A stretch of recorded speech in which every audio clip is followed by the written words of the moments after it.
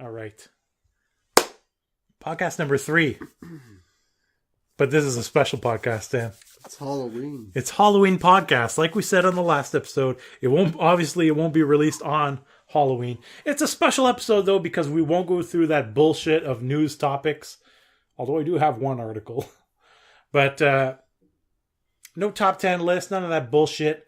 We're just going to be talking about our experiences and Halloween in general. First off, you are a big fan of Halloween, right? Yeah. Yeah.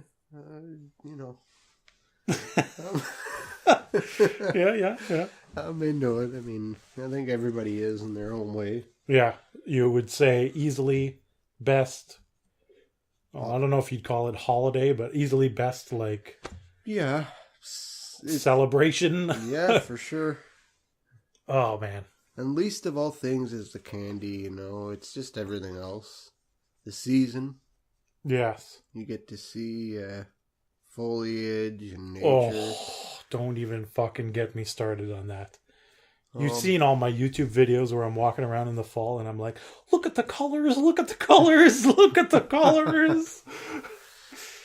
But no, it's just, it's one of those times of the year or seasons or events that, you wish that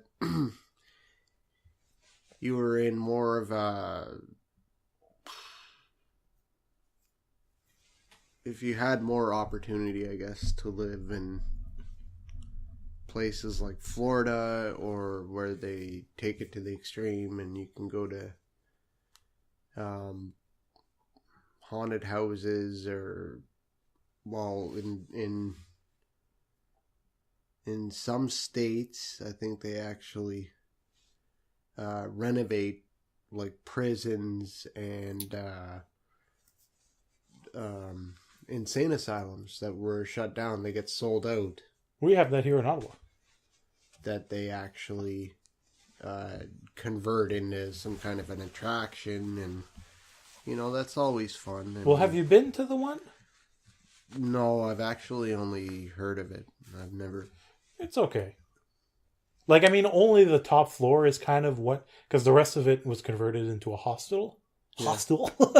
A hostel, but yeah, like the top floor is like, this is where death row was, and they bring you down, this is where the gallows was, and this is where they hung the guy, and it's all real. It's like, this is where, like, you talking about your high school was named Thomas Darcy McGee. Yeah. The guy who shot Darcy McGee was the last person that was hung there. I think that's right. But yeah, he was like the last person that was hung in that jail. You want to go there right now? Yeah, sure. Well, I think it's closed now, but... How far off is that, actually? It's right next to the Rito Center. Really? Yeah, it's that hostel building. Right next to where Tom Green used to do his show. How long ago was that they were... What, the hanging? People, yeah. Probably like... I think... 1880s was the last. So that's long before. I may be off though. I'm not too sure. May have been in the 1900s, but I think it was earlier than that. Before Titanic? Yeah. If it's 1880s, yeah. No, but just generally, would you say it was before Titanic? Probably since they stopped, yeah. Yeah. It's been a long time since like Canada has had that type of, or at least Ottawa. Well, death sentence, I don't even think that exists in Canada. No, not anymore. It's been a long time. It only exists in a couple states anyways. Yeah. But, yeah. That's one of the attractions. What about Sauter's Farm? Have you ever in your life... No. You see, the problem is I don't have a license.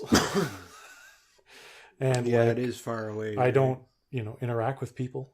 So. Well, no. But, yeah. It's how many far. buses do you think you'd have to take? You can't. I don't think there's a bus that goes there. I'm pretty sure it's out past, like, Stittsville. Really? Yeah.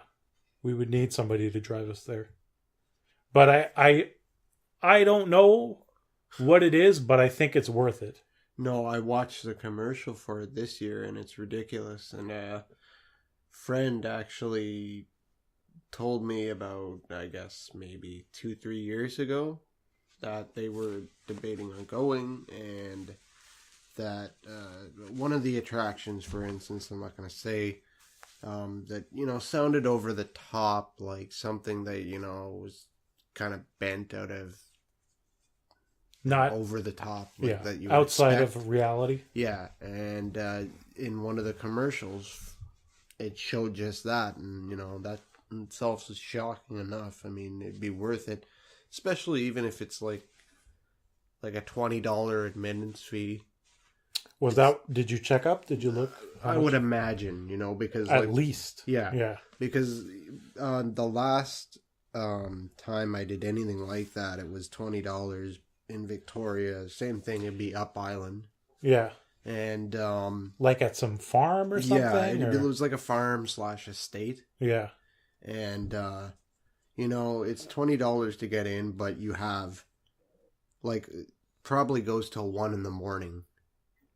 And, so you get a whole package. And the thing was, you get the standard attractions like house / barn, and just when you think it's over, you're going through a cornfield.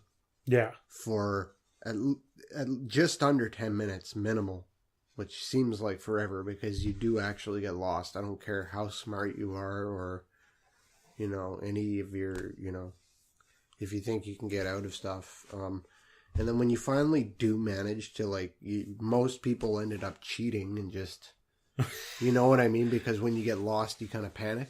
Yeah.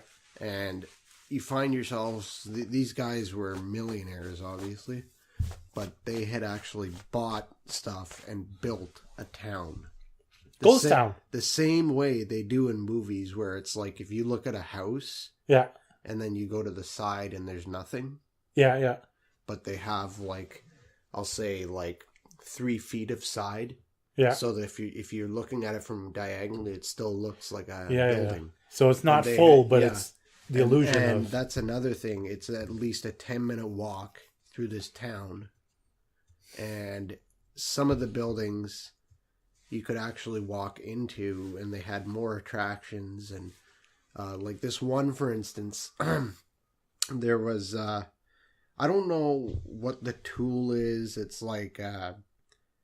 I want to say like a Flintstone, in a disc. And you use it to I know what you mean. steel. But I know what you mean. And that really high pitched sound that could you'd want to be deaf to. Yeah. Like it's like steel being sharpened or something. Yeah.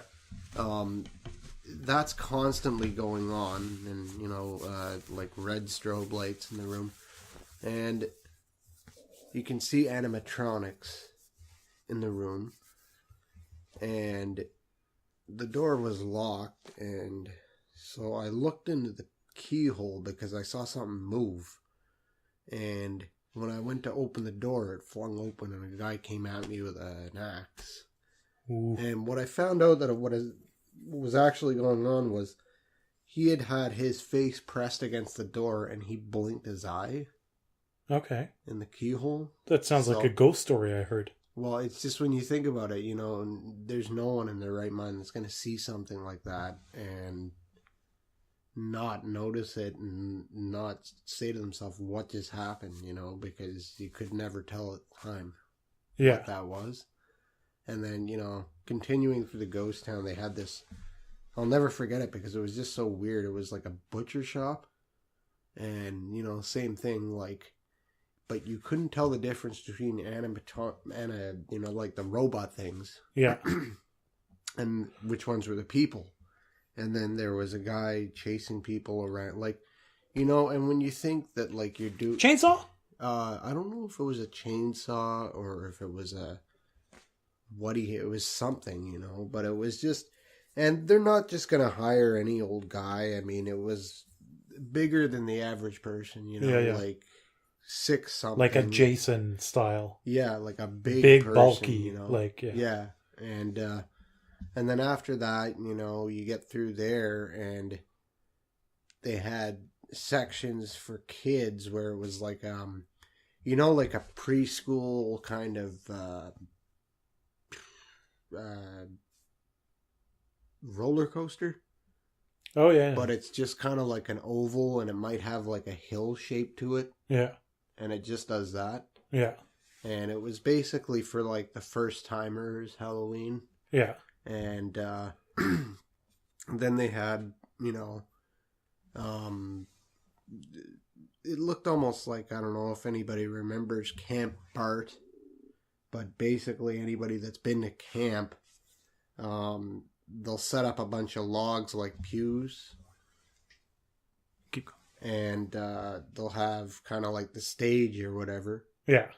And somebody's sitting up there, and they're, they've got a fire pit going, and they're roasting marshmallows, all that, and they're telling ghost stories. And,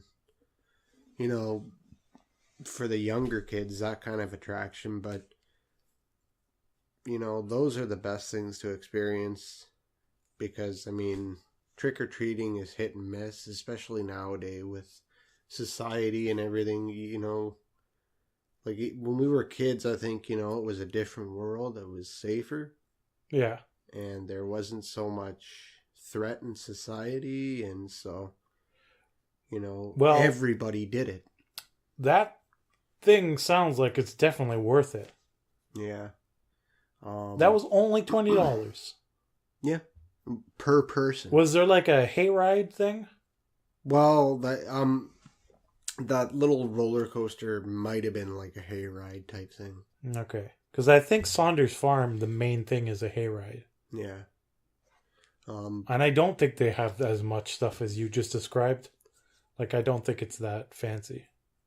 Well... Maybe. You saw the commercial. I don't know. Yeah. In the commercial, there's this guy that comes out of nowhere and chases people through... it looks like... an outdoor slaughterhouse, like where they put the carcasses. Yeah. It looks like something like that. And you have to walk through it like a maze, and out of nowhere he comes out and he starts chasing you. Yeah. And I mean, that never gets old. I mean, and but for a gag or, and when you think that, you're never too old to not enjoy that. Yeah. Because it gives you the sense of, like, what it's like to be in that situation, and Halloween, and it's pretty much what the whole season's about, I think, So what is your first, memory of Halloween?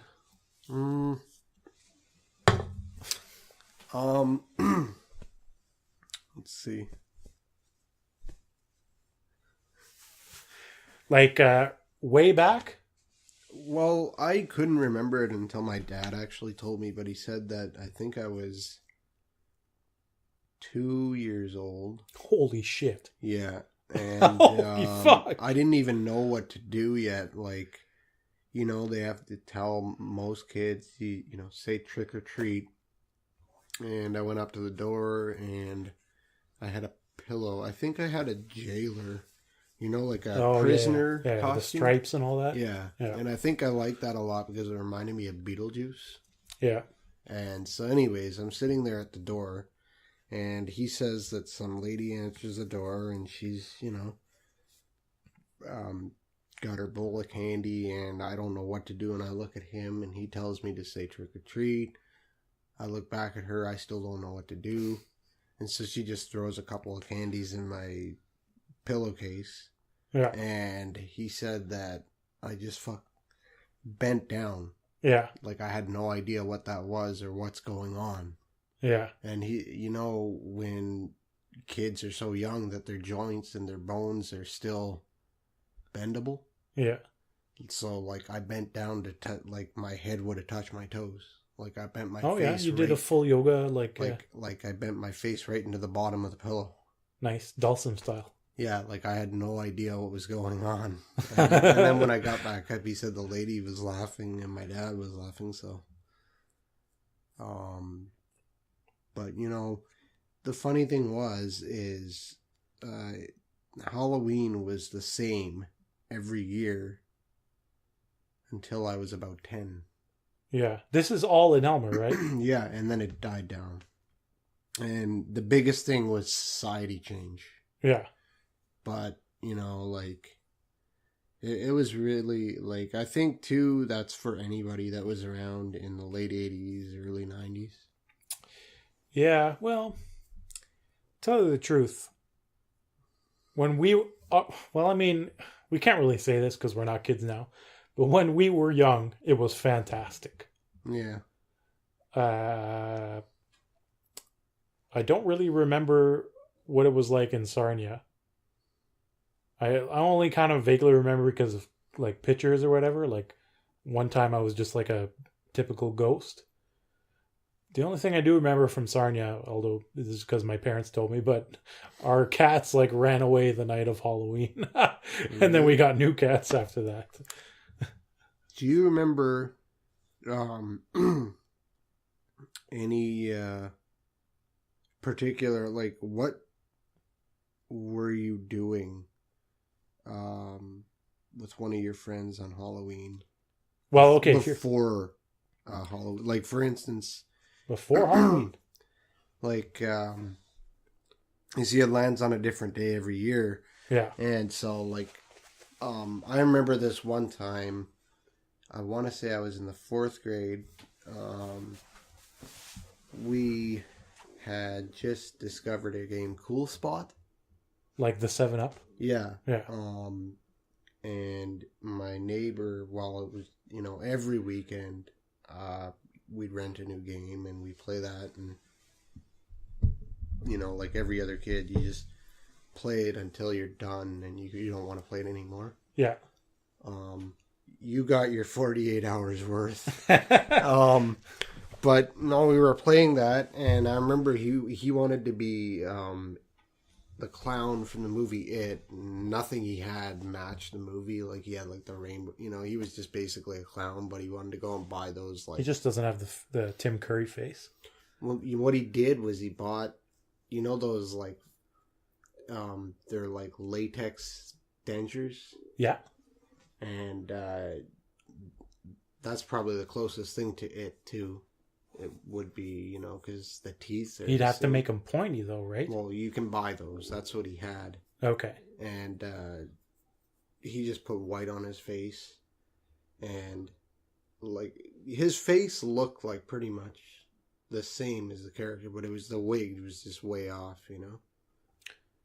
Well, he just has, like... Isn't the wig kind of like just in the back mostly? It's just on the sides. And yeah, the back, like Homer style sort of. Yeah, like, but he had like like the clown wig. Yeah. And Yeah, it was, like, that all one. colors, so it was like.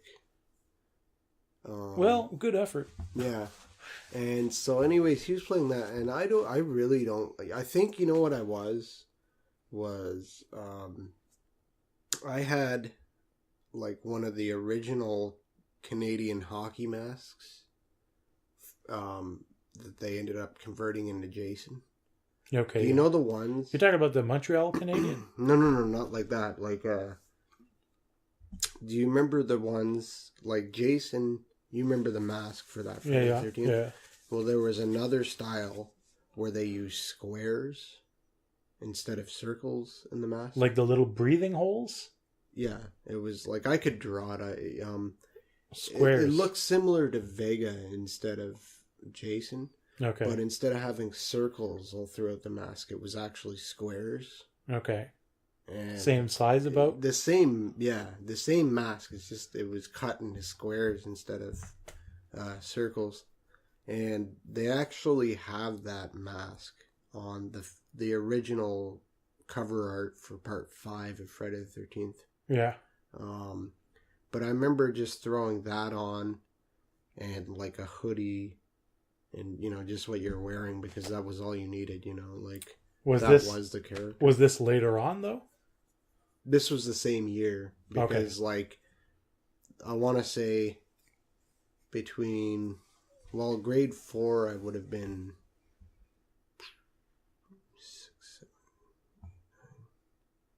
8 or 9 type thing. Maybe yeah, about 9. And every year we just run around. And I remember back then, we would drop off full pillow sacks and get another pillow. Go back. Yeah. And do it again. Pillowcases, best fucking way to do it. And you would have 2 pillowcases full. Yeah. And people would trick or treat till 11 o'clock at night. So, how was the neighborhood? Where you were directly, was it good, or did you have to branch out further to get good stuff? No, not really, because the way that whole place was like a giant oval. Okay. And actually, the way it worked was, I'll just say this is where I lived, like, at the top of a hill, okay, on the right-hand side, and then you'd go down the street from my house, and you'd make this big, they were wide, too, the streets, by the way. You'd make this, there had to be, just in that oval, at least 75 to 80 houses. Yeah. You know, like, and that's a lot. That is a lot. That is a lot. And I'm guessing the majority of them gave out candies. Out of that 75, I'd say 5 didn't. Oh God. You know what? But everybody did it, you know. But I just remember this actually. If you were to go down the way from my house, and then you'd go straight down the way, and then you continue on. By the time you make your round, there was a breaking point in the shape of the neighborhood. And it was like, instead of just being an oval, there was actually a street that came in between, and you could hit up more houses, and that would either give you the outcome of that street would give you the choice to go back to my house, or you could turn and finish up the oval, or if you really wanted to venture out, you could go down that street and then go in the opposite direction of my house, and then hang a left, and as you go down that street, hit houses, and then again you have a huge oval, like a brand new playground to play in, basically, like a whole new 75 houses to get, like. And on top of that, you could finish that off, and then if you walked straight up that street, like, I could draw a map of this. It's basically like 2 big ovals, kind of, and then you go down one street, I'll say less than 5 minutes, and then you just hang a left and go straight down that street, and you'd be at a little strip mall like South Keys. Is it the Galleria that we talked about? No, the Galleria. But there was a video store there, and they would hand out candy to kids. What? Yeah. Well, you remember that too, right? Don't you remember? Like video stores and all that. Kind of. Now that you bring it up, like in some of the corner stores, like the Quick Eats. Did that. Do they do that anymore? I don't know about that, but it's just things like that, you know. That it was a different world, you know, and it was really like celebrate, you know, like things like that. They were really celebrated, and on top of that, you know, like the things that seem so crappy, you know, like decorations. Yeah.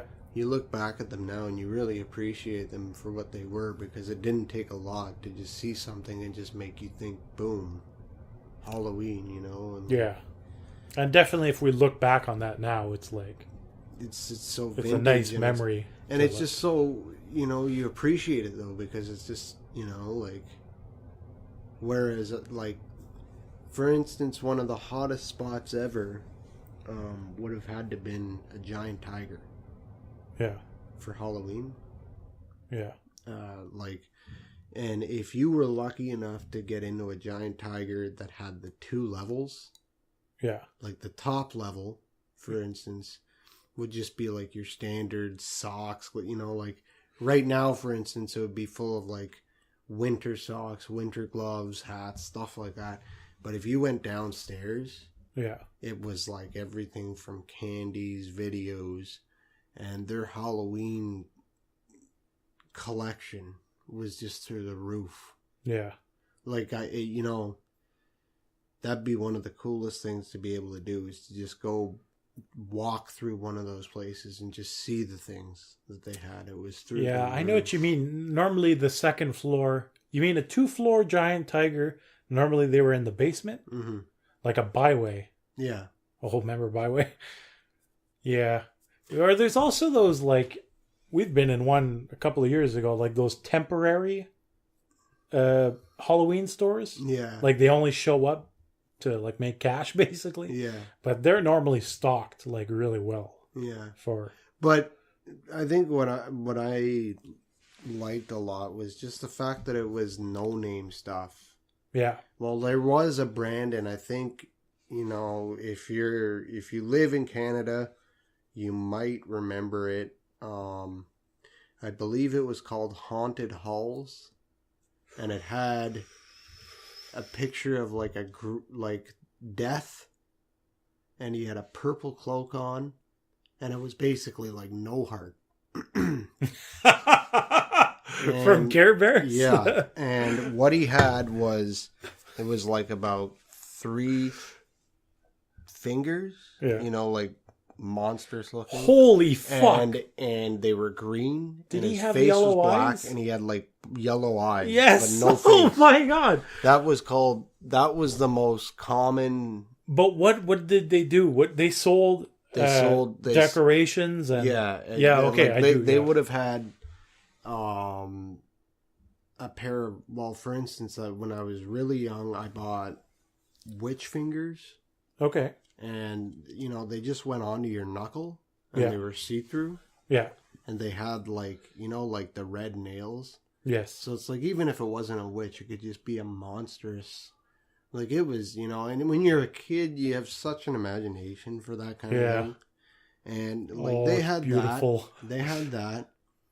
They had the witch nose, obviously. They had the better. I think they were actually one of the first companies to introduce the latex or rubber vampire fangs that fit, that actually worked. Yeah. And did the job. And I believe that they also did the Chamber of Horrors tape. Yeah, you were telling me about this, and I don't really remember it. That's basically the tape you would find at like dollar stores all the time. Well, we never went to a dollar store. Actually, dollar store was the latest of all stores to come to Elmer. Okay, because Giant Tiger, me, it's like I never went there. I went to the dollar store instead. Giant Tiger had that, and Zeller's had that, and those were the 2 biggest things. I mean, anybody that went to a Zeller's knew, again, that their Halloween stuff was through the roof, And like, but about haunted halls, for instance, they had, they mass produced it, they would have been like the Cadbury. Yeah. Or something out of, for, just all sorts, like masks and everything, and I don't know who owns them anymore. Yeah, we should probably look that up later. I mean, they make money all the time, every Halloween. Yeah. And they're probably a company that's owned by a larger company, so that makes like Christmas decorations and whatever. So they probably that's just a division. Yeah. But so what's this tape here? It was just sounds?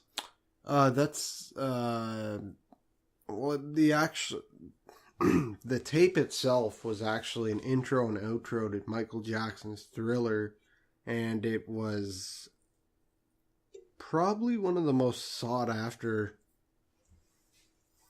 or pumped out Halloween soundtracks. This was before CDs even took over. Yeah. Even though they exist at the time. Everywhere you went, they had, just stacks of that tape for sale.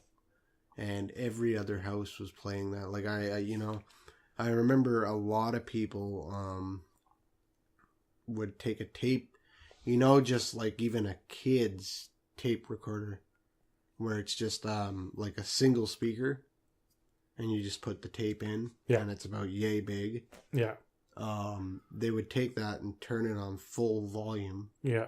And put it on their windowsills and their washrooms. Now, I don't know if you remember, a lot of houses actually had a little window in the washroom.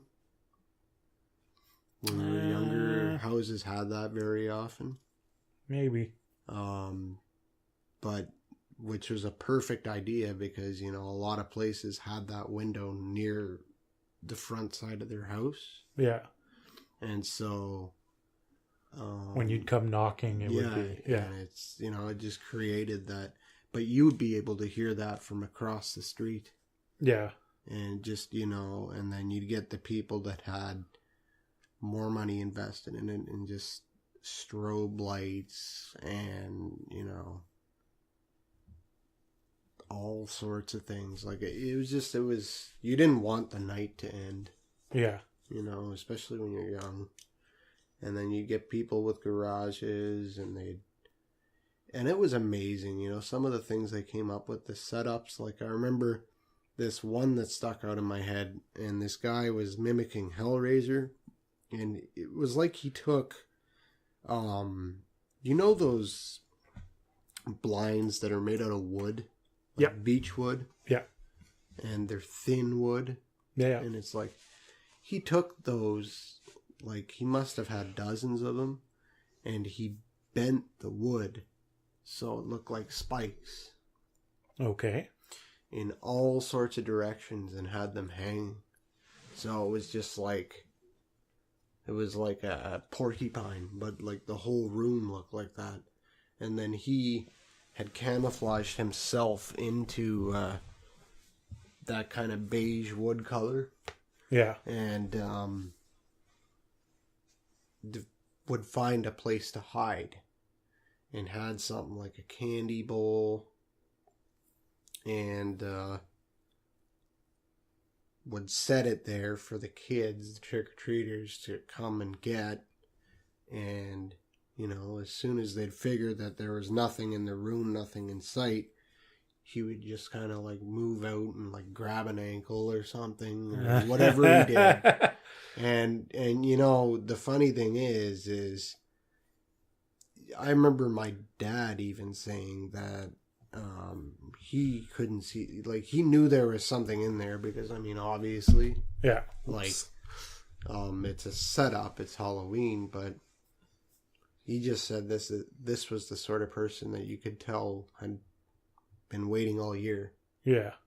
And, like, to be blended that well and to come up with something so unique and original is, that is pretty cool.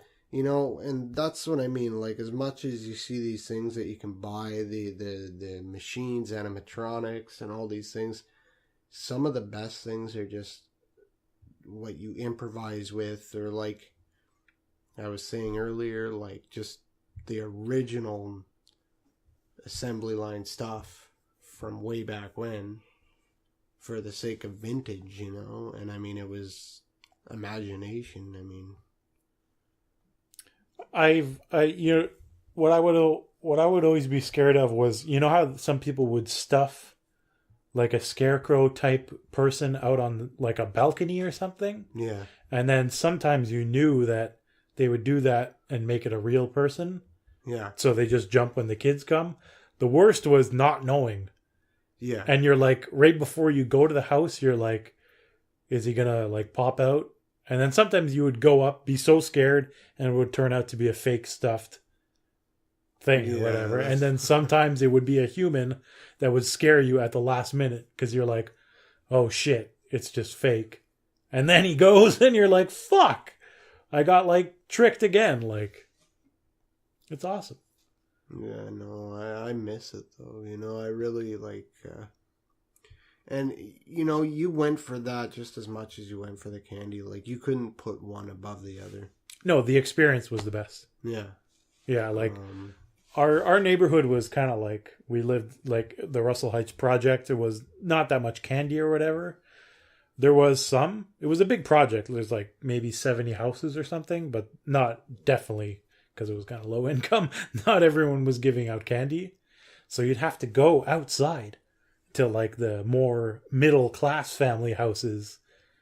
And they're all kind of like bungalow 60s style designed by Monsieur Campo. But that was where the jackpot was. Yeah. And like going out from there, so you start your experience in like the ghetto or whatever, and then you go out to like the nicer houses. That's that like experience you're talking about. Like there was nothing like it. Seeing the decorations, the smell of the fall weather, the leaves, and seeing other people in. You know what it reminds me of right now that I just thought about is like, you know, in E.T. they have the Halloween scene. Yeah. But to me, it never rang true because they're like in California and there's none of that like the fall colors sort of. It's just kind of like, it looked like hot. It looked like it was in the middle of summer almost. Yeah, like, not only that though, they didn't wait till it was night. Yeah, you had to. And, you know... Okay, but did you start before it was and then go until like 11? I remember starting when there was light. Yeah. And even near the end of my like trick-or-treating, I started like early and then went. And that's, you know, like especially our neighborhood, I remember just... and that's the thing, you know how I was saying earlier that... you had the choice of going downward and doing another neighborhood, but there was no point because you could do it twice. Yeah. And I remember one year we almost did it 3 times. Holy shit. And it was just... 3 full bags of... You know when it would get to the point where it's like the faster you go from place to place. Yeah. And, but it was amazing. And part of it, too, was, you know, we would find 2 or 3 houses that were just awesome. Yeah. And so you wanted that excuse to go back. Yeah. Are you talking awesome in terms of what they offered or just decorations? Decoration. And you know what it was? Everybody took part in it. It was almost like people wanted to come home from work. Yeah. To do it. Yeah, like adults were like, this is an awesome time of the year. And, you know, thinking back on it, so many people had government jobs back then that, you know, even if it wasn't Friday night, they could just take the day off if they had chosen to. Yeah. You know? And I'm sure that was very common back then, right? I mean, for any sort of seasonal thing. Yeah. But yeah, like I remember... I was a ninja or something one year. Well, I think everybody. And like instead of buying the costume, you know, you just put on your karate outfit or your taekwondo, you know, your standard white outfit and shoes and there was one guy that was Freddy Krueger and he nailed it. And there was another house that was, but they interacted, you know. It was like you'd go to the door and they'd tell you to go around back. Yeah. You know? So it was like, it was fun. It was like really partaking. And, you know, you don't really see that anymore. Like, I'm sure you do in the suburbs, but. Yeah. Well, we went out before we recorded this. Yeah. I was surprised to see that there was actually kids out because last 2 or 3 years ago we went out and it was dead. Yeah, there was absolutely there was nobody. We went out a little bit later, but that still didn't really matter. It seemed like, I mean, I lived near downtown. That's one of the reasons. If we lived in the suburbs, it would probably be better. But it does seem like something has been lost since we were kids. Oh, well, I've just noticed it. Even, you know, since I've been in Ottawa. Yeah. I mean, and I know, like, this isn't the suburbs, this is the South End, and, you know, I've seen it more than once from people that live in Ottawa. They get off a bus and they're here and they say to themselves, where am I? Yeah. Because this wasn't even Ottawa 15 years ago. We're talking about here? Yeah. Well, here was no, the South End. Oh, where you live. Okay. Yeah. That wasn't even Ottawa, so. Yeah. Or, well, when did they start building that up? Like, South Keys is pretty much like 1991. So it's 25 years? Yeah. Well, I mean, there was stuff there, but it wasn't like nowhere near what it is now. Like, it's all houses now. You know what I'm saying? Like you could check maps. South Keys is pretty recent. Like 1991, 92. Yeah.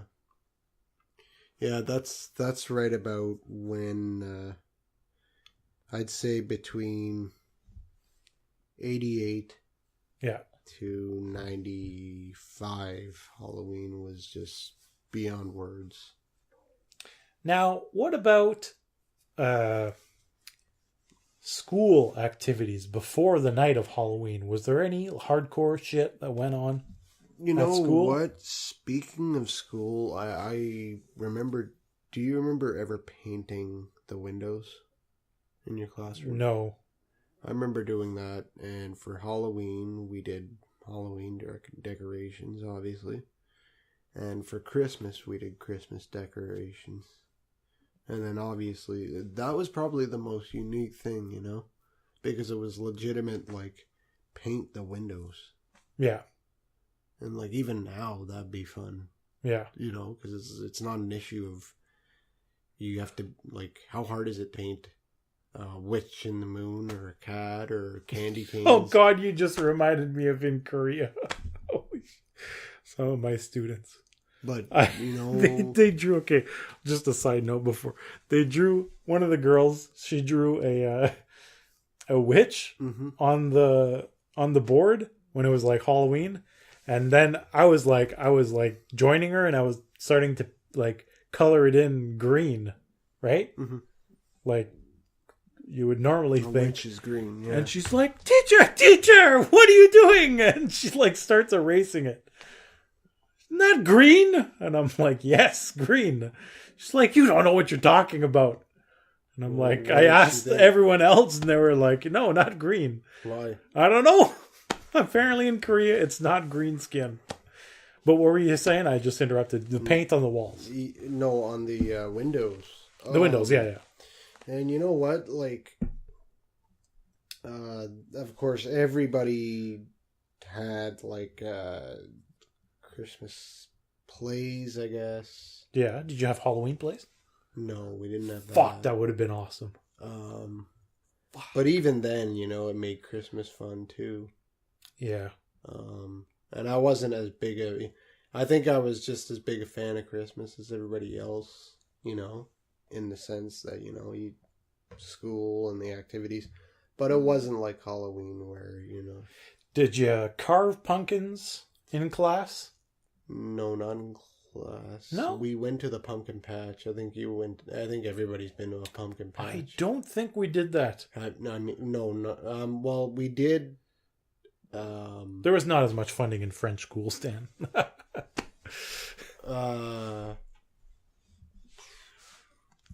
I know I did it, I think, 2 years in school, and I did it outside of school. But you have been to a pumpkin patch in your life? Probably, I just don't remember. Well, it is ridiculous fun. Like, even though it seems like that's where I would have had a hayride, you know. But what do? You just walk around a pumpkin patch? Well, you get like the cornfield experience, and you know, you see pumpkins that are abnormally huge. Yeah, like they'll get you up to sit on a pumpkin that's the size of this room. Yeah, and you know, even today I'd be shocked to do something like that. And you know, they probably gave, you know, like roasted pumpkin seeds and just, you know. Oh my God, it's been so long, but that is awesome. Yeah, and they're baked. Oh fuck! See, we did that in class. Yeah, like we would carve the pumpkins, empty it out, and then put the things on a thing, and then they would bring it to like the teacher's lounge, I guess, where they had the oven and bake them there and bring them back or whatever. Yeah. Actually, you know what? Now that you say that, I think we might have. They just loaded up with salt basically to make it like more tasty. Oh, it's been so long. Pumpkin seeds. You're a fan of pumpkin pie, right? Yeah, I have half of one sitting in the fridge. Isn't it like butternut squash though? I believe. It's not actual pumpkin? The puree or whatever? Okay, so what do you remember in terms of what you dressed up as? The first year would have been a prisoner. And I'll never forget that I had to drag around the ball and chain. Even though it didn't weigh anything. Yeah, it was like a plastic. Even though you kind of wished it did, just to create the effect. There was another year I wanted to be Batman, and my mom refused to buy the costume because it cost money, so she just took, you have a turtleneck shirt that's black, and you take your t-shirt and put it on top of that, and because it's in the dark, it would look like a one piece. Fine, yeah. And she wanted to make the mask and the cape, which was obviously back then, piece of cake. Yeah. I mean, it was just an issue of sewing, and you could make the cape, and I think it actually turned out to be good, but for some reason, I didn't like the mask. It didn't... Too cheap looking? No, it just didn't look... Because, even though they were plastic... Yeah. You could still see the angles in the Batman mask, or whatever character. And so, it was just... Once it's embedded in your head, I guess... And so I went out basically as Batman, but I never kept the mask on. This was an early one, I guess? Yeah, this would have been really early. And there was one year I wanted to be the Wicked Witch of the West. I was a witch too! But I didn't know that witches were women. Well, you could be a warlock. Well, I just didn't know that it was, there was a sex thing there. Yeah, but like she was so awesome that... Yeah, that character was like the most amazing. And she had green skin, so fuck that. And, so I went out and, at every store, IGA, by the way, was another... Yeah, before Loeb and like Metro and all that. They had a lot of the Halloween stuff too. I got the broom and I got, Oh shit, you went all out. Yeah. Was it like the broom with the... It was wood. It was wood in the straw. Yeah. But I had at one point a bit later on, like when I got older, I had like a full body Spider-Man thing, and I don't even remember why. Like I wasn't a big Spider-Man fan. I think it was just because we saw it and it was cheap or something. But it was like a full thing. Yeah. Not really good. And you could put the thing on your head. And I remember going to class like that. And the girls were like, what the fuck? Because it was like super tight. It was like, ooh. Tights on my body. Back in the day when I had... Well, when you were a kid. No, I didn't have a fucking body. I didn't. I'm just...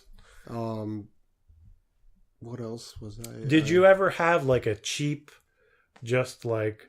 I put a bandana on my face. I'm a robber. Like I'm a thief that's robbing banks or whatever type. Like really, really basic costume. You know what I did this one year at the last minute? You know how you tell yourself, I think I was 11. And it was after like 2 hours of telling myself, oh, I'm not going to go out. And you know how you start to get that attitude like... it's over and I don't even care about this. And just as soon as it gets dark, because every year we'd go out like at least 40 minutes before it was dark, at least. And as soon as it got dark, that's what I mean. It was just like like Christmas lights go on like at a certain time. Boom. Yeah. It was just like out of nowhere. Boom. And it was like, what am I doing? You know, so I ran into the washroom and I think I took like lipstick and I just started making scars over my face. And then I took, you know, I don't know women's makeup, but they'll have like, they look just like pencils. Yeah. You know, and black. And I just started playing around until it looked decent enough. Yeah. Like, you know, decent enough that I didn't just, you know, bing, bang, boom, and run out the door. Like, it was as though I had a costume. And I was just wearing, at the time, which would have been regularly worn clothes, but just a hoodie and jeans and, you know, just like I said, 2 times around. Kind of like the kid in E.T., sort of that look. Yeah. The young kid with like the kind of, he just had like a bruised face with the hoodie on, sort of. Yeah. But I'll never forget that because that's the last Halloween I ever did. And 11, you said? I would say about 11 or 12. Yeah, I think it was me, like 12, around that too. Like maybe 13 was too old. What grade are you in 13? It's like 6th or no, like 8th? No, I think at 13 I was in the 7th grade. Yeah. Like at around that time, it's not just like I would still want to continue, but it's sort of like everybody's like, you're a little too old for this. Especially like when you're like, I grew pretty fast when I was that age. So like I got tall really fast. Yeah. And it was like a little more like, you look too old for this. Yeah. Let's see here. So I think I was a prisoner, and then I was a witch, and then no ghost. No, I was a vampire this one year, and I remember my dad, again wanting to. This is one of the things I've always hated, and I would always continue to hate. It was, you know, it's like facial putty. Yeah. And what's wrong with that? Well, I guess if you're, you know, a real good artist, then there's no problem. But you know how you just don't trust anyone. Yeah. In the world to do it, to make it to look the way you think it ought to, or to match this photo or that photo. Yeah. And it was like nose putty. Okay. Basically to create a nose. And he had bought the putty, and there was facial makeup to match the tone of the skin. Yeah. And the fangs, and I had the cape on and everything. Did you just slick your hair back and like you know, like I think so, yeah, but it was actually really well done. They did take a picture of me, and I didn't like it because, like I said, I felt so stupid. Yeah. You know? It was and it was also, it smelled weird too. You know? Oh, the putty? Yeah, but it was just all those kinds of things like bring back so much memories, you know, just like and that's why, you know, if I did ever have kids, you know, I'd really sit down with them and you know, depending on what they want to do, what they want to be, and you know, I would never want to you know, like if they wanted to be a vampire, then, you know, look around for something that's decent, that fits them, and that, you know, doesn't, like, when it comes to all those facial things, I like, most people will be happier with a mask, because it's just so simple. Yeah. And I mean, shit, I had this awesome devil mask when I was a kid. Yeah. I don't know if I ever used it for Halloween, but it was a really cool mask. I used to go out with my cousin all the time. Yeah. I told you about the thing with, like, this one time we went with his friend. We did it a couple of years. But I told you about the thing that he like, the time where like we would go into those like nicer houses behind like Envale Mall and all that. And when because he went ahead of us, right? And he was maybe like 2 houses ahead, and we were trying to catch up to him. And then he went to like one house, and we were going to that house right after. And then like as he's going into the house, or as we're doing the trick-or-treating, he starts destroying a piñata, like a ghost piñata or whatever, like a decoration. Like he starts trying to fucking hit it down from the thing as we're like he starts hitting it like as the guy's opening the door, and we're like trick or treat, and he starts fucking smashing this like decoration down. And then the guy's like, "What the fuck are you doing?" We're like, "Holy shit." So we basically like pretended he wasn't with us. And the best part was later, like the guy who was like at the house, he was like kind of pissed off about it. And like, you could fucking see him running across the street, like way far down the street. I'll never forget this. Like the way he was running was like chasing your friend. No. The friend was running. Like the other guy was running, and he was trying to like escape from the guy. But it was way, way down the street. And like we saw him running, and it was just the way he ran. Like it was just so funny. You know, that's really funny that you bring that up, because not just being a kid, but you know, even in general, the next day, there was never vandalism, and it wasn't that we lived in a nice neighborhood, or it was, again, generally society. Yeah, you know.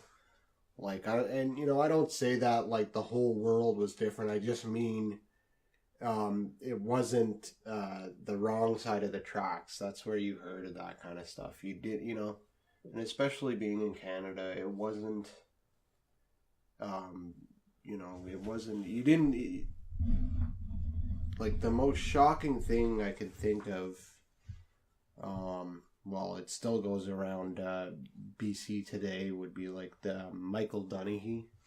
I don't know if you've heard of that. No. It's probably one of the most famous child abductions / nobody knows. Was he on like Unsolved Mysteries or something? No, he just went missing. And the strangest thing is his parents turned around for less than 2 minutes. Yeah. That's like 100 seconds. To attend to your other child, and here he is, disappears off the face of the earth, you know, like, and to this day, they've got like a not a shrine, but like a tombstone, just in dedication, because nobody knows. Yeah, and it's just, you know, it's that kind of thing. It's like, you know, the most random thing you'd hear of, and I'm sure Ottawa has. Oh yeah, everywhere. Like 1 or 2, you know, things like that. But there was just, I think the people had things to do other than, you know, to go around destroying people's holiday or whatever you want to call that, you know? Yeah, well, yeah, it's different. The world's different, but it's not changed that much. Well, no, I just mean, at least that one little town, you know, that I was in there, I mean. Okay, so now let's move away from what's negative about people stealing, babies, children, the draw. What do you remember in terms of candies? Candies. Yeah, what is the best Halloween candy? Halloween Kisses by Carrie's. Well, yeah. That's like that, and I think maybe what's it called there? Candy corn is like the one you think of, vintage. Like, yeah. Well, do you remember the ones? Wait, whoa, hold on. Halloween Kisses, is that the one with the wrapper that had the witches on it? Yeah. And it was like toffee, sort of? Yeah, it's like a molasses toffee. Yeah, okay, yeah. But didn't you hate when you got those, sort of? Like, weren't you like, the thing that bothered me was it either going to be white, black, or the molasses. I love the molasses. I hated the black ones. What's black? Licorice? Yeah, it was like a licorice gum, kind of. But the white one was weird. It was like a vanilla cream, but white chocolatey, maybe? It didn't taste quite like vanilla, so it was the kind of thing you wanted to spit out. Yeah. One of the ones I did remember, and this was early. By the way, before that sound that's turning off, you guys hear it over and over. It's the furnace turning off. It's very annoying. I'm sorry. Keep going. One of the earliest candies I remember was just little gumballs, but they were smaller than normal, and they'd be like a jack-o'-lantern or a skeleton. Oh, yellow sometimes? Yeah. Yeah. And it was a black face, and sometimes they'd have a green top for the whatever. My the doctor siege. used to give me those. Yes. And it was gumballs, like, not hard. It was just like a... soft immediately. Yeah. Oh my God. Good thing we have you here. You have that fucking Halloween memory. What was another one that we... Top 10 Halloween brain cells. Wax lips. Okay. And it'd be like a vampire or, zombie teeth, Frankenstein type thing. Yeah. And every year I assumed that, they were edible and that I could eat them, and it would always... because you know what it was? They were actually coated with cinnamon. Yeah. So, you'd put it to your mouth and you could taste that, and you just assumed that you had to bite into it, but it was wax lips. And the whole thrill was just to put it in your mouth and to have that disguise. But, what's the point of that? Like, okay. Yeah. Throw it out now. Like, of course, another classic. A lot of people hated. I kind of hated at the beginning, but then I got used to it. Was everyone got this? Rockets. I never liked those. I don't know what it was, but I didn't like them, but then I started liking them. No, I agree, because you eat them so often that you don't want to waste the candy. Yeah, and did you do this where, you know how it's in the little wrap and it's in the roll? Yeah. You unroll it from both ends, and then you just eat the whole thing? Yeah, because it was a it was a malty flavor. It was like... Yeah, it was so awesome. But that was a good one. I don't had like see those anymore. I'm sure they're still around. They have to be around. Maybe not the way we remember Rockets. They were actually pretty good now that you think about it, because it was like a sour. Sour, yeah, it was good. But it was and faint. Like citrusy. Some was like grape, some was... But they were faint, It wasn't like super sour gumballs. Yeah, it was like it was you good. want to start crying. Like, ugh. But I know what you mean. It wasn't that good because that's all you got. Yeah. Like, that was the most common... That and the kisses was the most common thing you would find. Now, another common one that you'd find... Popeye's cigarette sticks. Yeah. Did you like those? I think those were... They were okay because they didn't have any trouble going down, but, they were like the most dull of all. They were only good to play around with. Yeah. To be like, look at me, Mom, I'm smoking. Yeah. And that joke obviously wasn't funny, but you'd do it anyways. Yeah. And, no, but for the most part, all the candies were really... The biggest score I think I ever got was a can of Coke. I was just going to mention, what are those top fucking scores? It's always the cans. A can of Coke. I think I got a real Mr. Big, like a big full size. Yeah. And you know what it was, I think, too, was... You know how, like, I said before, you hit the same neighborhood every year. And this year, somebody's got a boyfriend over who really doesn't want anything to do with this. So they just went out with $20. Yeah. Put this in a bowl, and somebody else bought a box. And you just happen to be the guy, because they just don't want anybody there. Yeah. So, I just hit that house at the right time, I think, and, you know. But, like, even back home in Victoria, I remember a lot of the neighbors would get in the cars and drive up to, you know, other neighborhoods. And some of them saying that they wouldn't even hand out candy, they'd hand out money. God damn it, that's stupid. Yeah, like $2 or $1. No, fuck that. I don't want that. And you know, when you really think of that, that's so ludicrous. Like, let's just say $10 to $15 worth of candy, and versus 10 kids, 10 to 20 kids. 10 kids is $20 already. You know, or $50 or whatever. That's a lot of money, you know. That's a lot of showing off, is what it is. Yeah, and what's a kid gonna do with a bag, you know, with candy and money in it? I mean, oh man, Tootsie Rolls, of course, classic.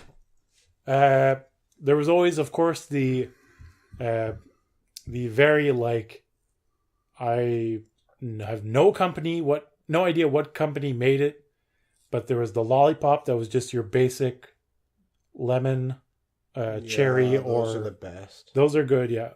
And I think that was Carrie's as well. Okay. Same. Do you remember Double Bubble? It wasn't Bubble King. It was a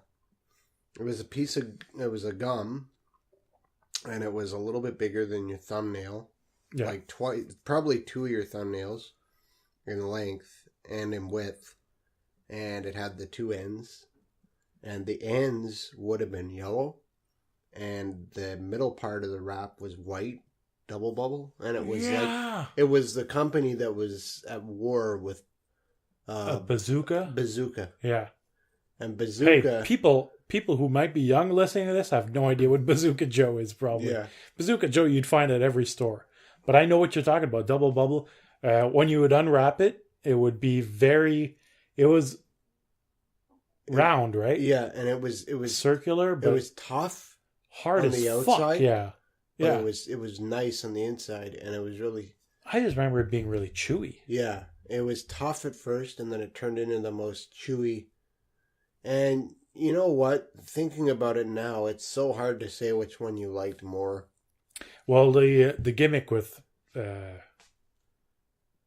Bazooka Joe was the comic strip. Yeah, but Bazooka Joe lost its flavor instantly.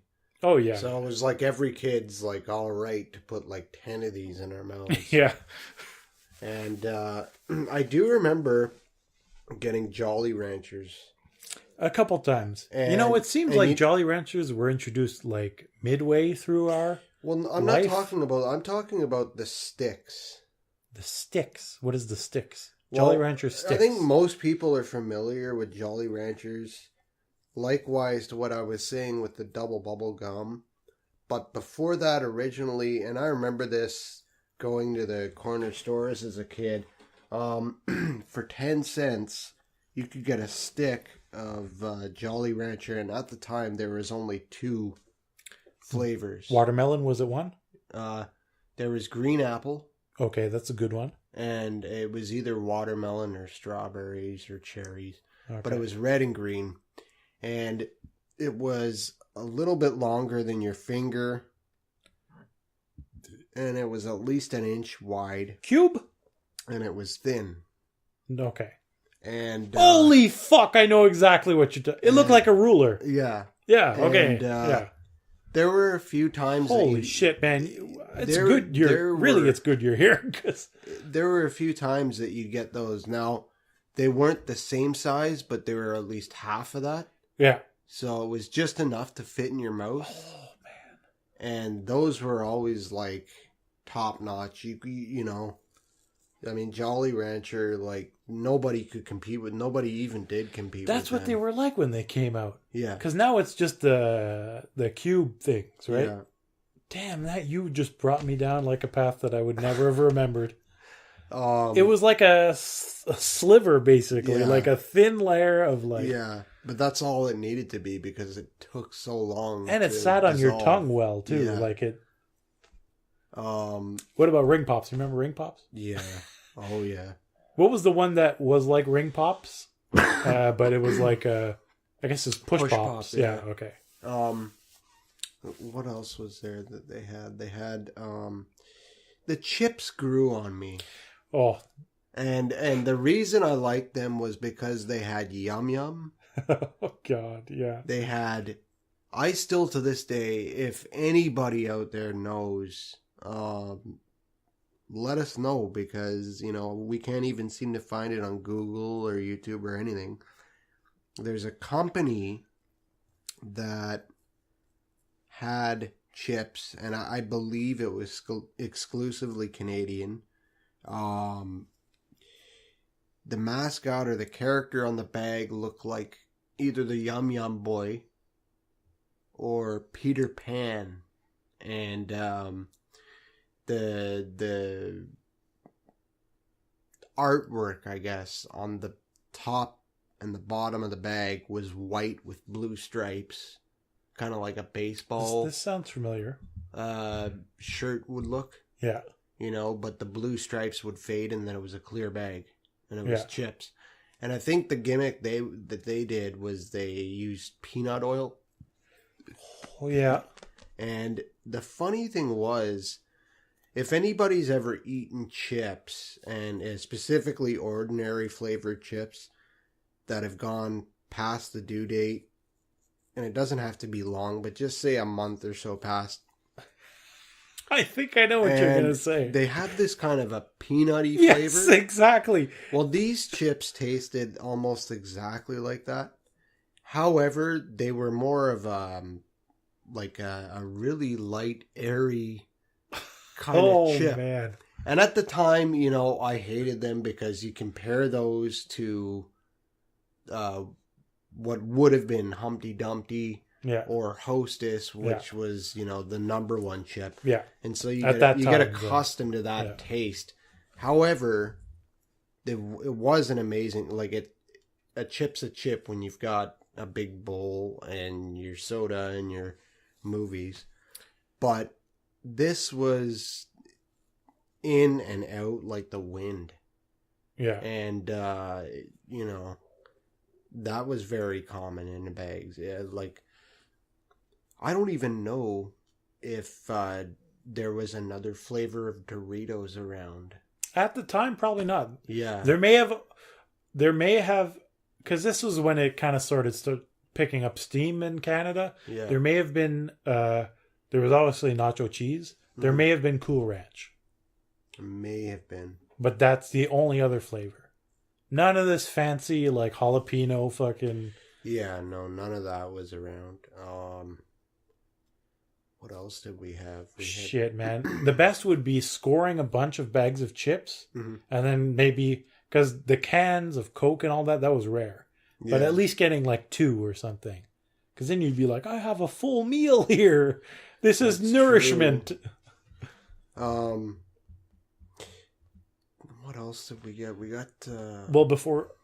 I don't know if I mentioned this in my Hostess video, but do you remember when I bought the 5 flavors of Hostess and I brought them to work? Mm-hmm.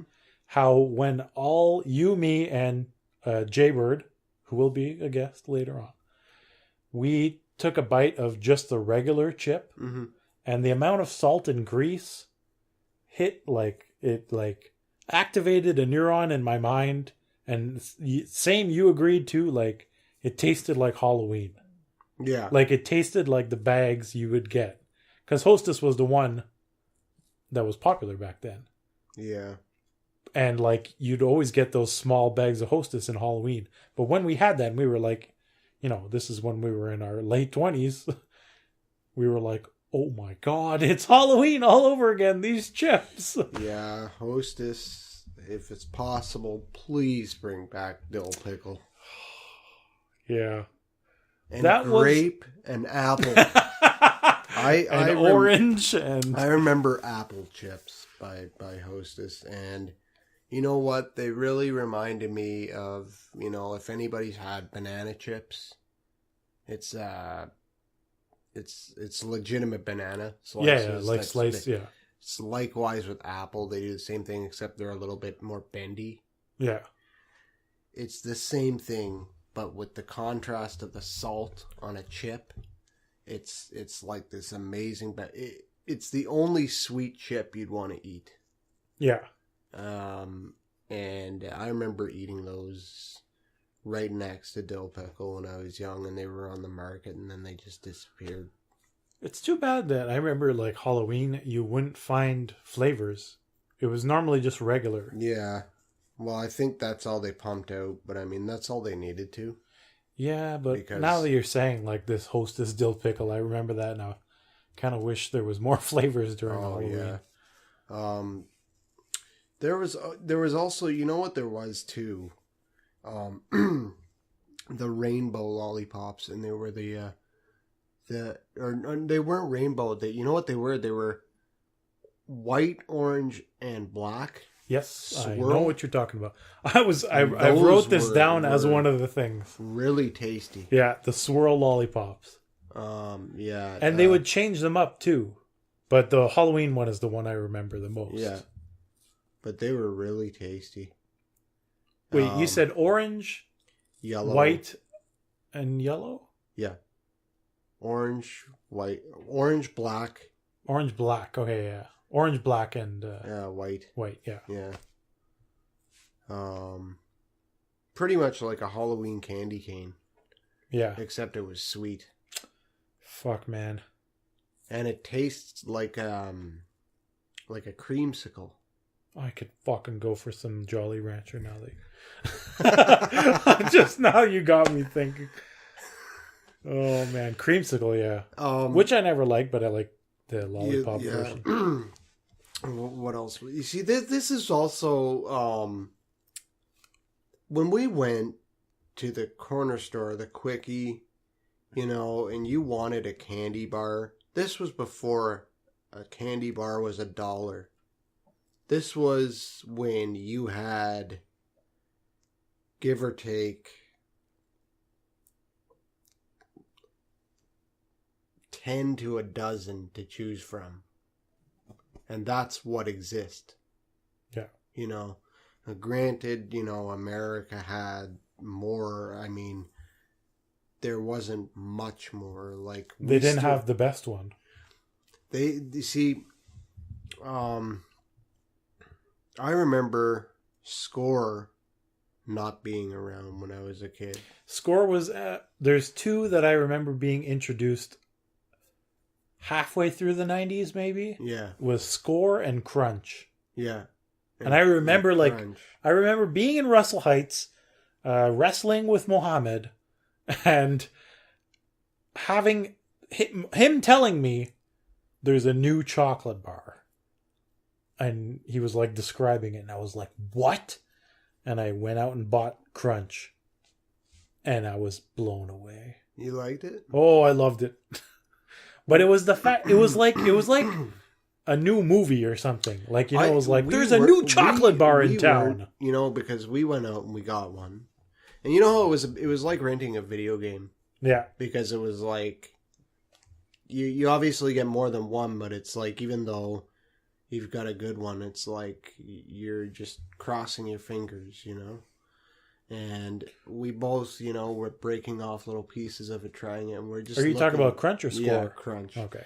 And we just kind of looked at each other like we didn't like it, but we didn't hate it. Because we didn't know what to think of it because there wasn't so much to it. I'll tell you why I think I liked it, though. I had Score before. And you know what Score is like. Yeah. It's basically like the Jolly Rancher. Thin and like not big. But when you got the Crunch bar, it was like this big. Like it was much bigger. It was the size of a brick almost. So you'd have your dollar's worth or whatever. For sure. Back then, there was only one candy bar I liked. And even today, I still like it. Crunchy. Yeah, that was I believe that was one that was kind of introduced a bit later too. And it had the gold wrapper at the time. I don't know if it still does. It's not like that anymore. No. I remember that being introduced probably 1990. Yeah. Like really early. And when you went trick-or-treating, normally everyone knows you get the little candy bars, like the little Kit Kat or the little Coffee Crisp or whatever. Did you ever score a full chocolate bar like that? No. Oh, fuck. I scored a crunchy once, and I was like, a full one? Yeah, a full, like, chocolate bar. It was amazing. No, those were really, really good because, you know, they were just the size of your finger, an inch or so. But just enough, you know? Yeah. And it was like, it's still a top notch, especially for people that don't like sponge toffee, that you'd like that because it was just enough to give you the idea. Yeah. And enough chocolate to kind of mask it in a way. Yeah. So it's not full on sponge toffee. But somebody once introduced me to sponge toffee as a kid because I liked it so much, and they had assumed that, you know, I'd be getting more value for my money. Yeah. And sponge toffee's, well, I don't know about nowadays, but back then was actually real cheap. And for the same cost as a crunchy, I could get legitimately the weight of a brick in the size of a brick. Is it that Macintosh or whatever? No. What's that toffee that you see all over the place? McKinley? What are you pointing to? Oh, I'm just... It's, well, you know what a crunchy looks like, right? Yeah. It's that stuff on the center. Now just picture that in the shape of a brick. Full bar form. Didn't you bring one time? In the shape of a brick the size of your hand. Yeah. Like 2.5 inches thick. Yeah. And if you want, you could cut it into pieces with a knife, but no kid does that, right? They see that and they're, you know, stars in their eyes, you know? Yeah. And the thing is, with sponge toffee, is you bite into it, and the area that you leave your bite marks with saliva will harden it. Yeah. So, you know, you're just best to stick with the bar because it's so hard to. Did you ever get a full sponge toffee for Halloween? No. Here you go, kid.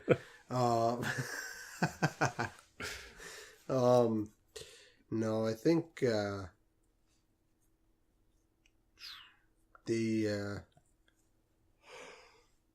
there were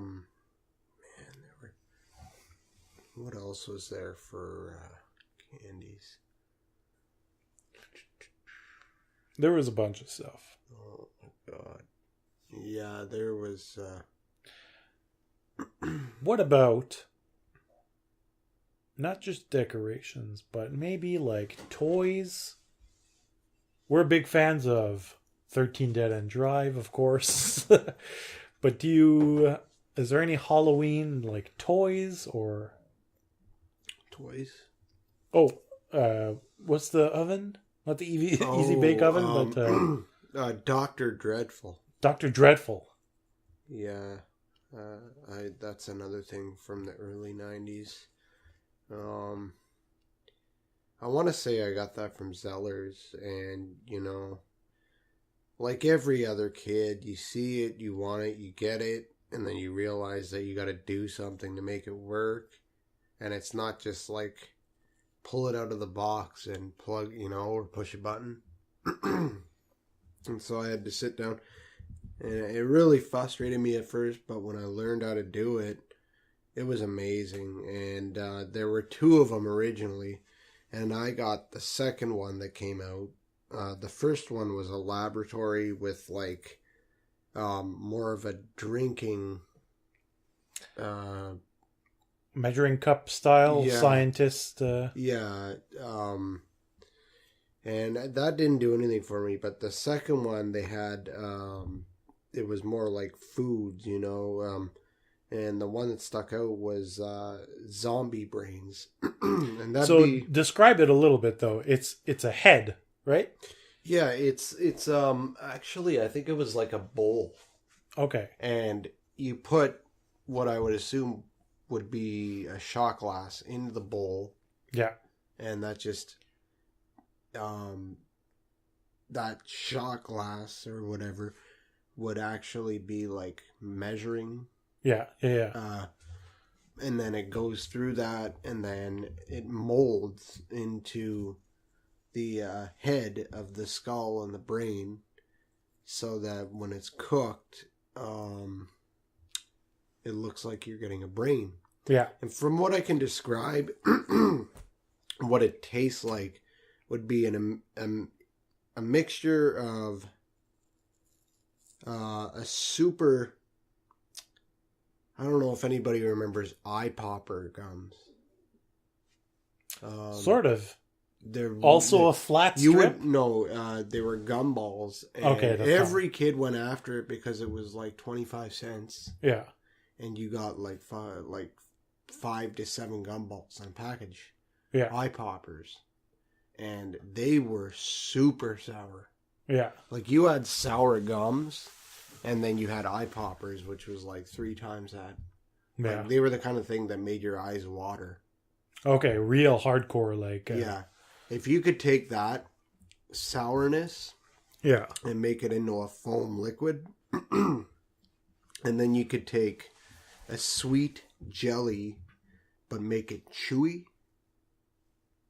Okay. So that you had to chew it, but it was like extremely soft chewy, like it dissolved. Okay, as soon as it hits your saliva? After like 2 or 3 bites. Yeah. Just, it doesn't exist anymore. And all you've got left is the sourness. Yeah. And it was really sweet, like... I want to say it was like some cherry. Yeah, like a sour berry taste, sort of? I think it was cherry because I wanted to align with the color of a brain. Yeah. And... but I loved it, and I liked it so much that I didn't even wait for it to cook. I would just kind of, take it as a liquid. Yeah. Instead, it was really good. It was... We ought to look that up just for a referral, on Yahoo, describing the flavor of the brain. Well, we looked at that video, and it was like... Yeah, but if you just go to like web info, yeah, and it'll be typed.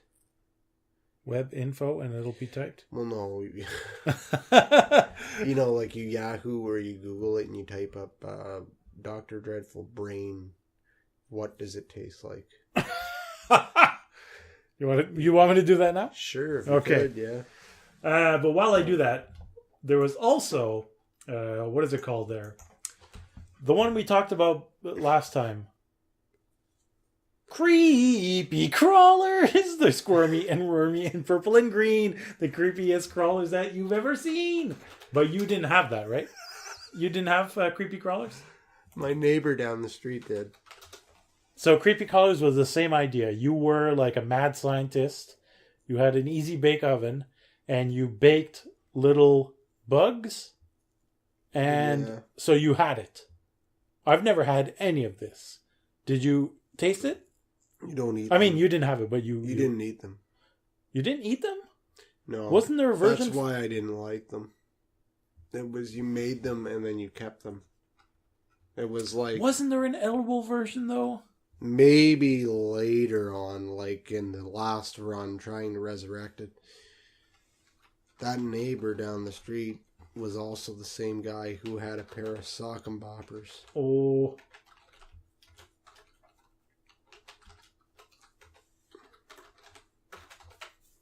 Alright, so I'm putting in Dr. Dreadful Zombie Brain taste descriptions.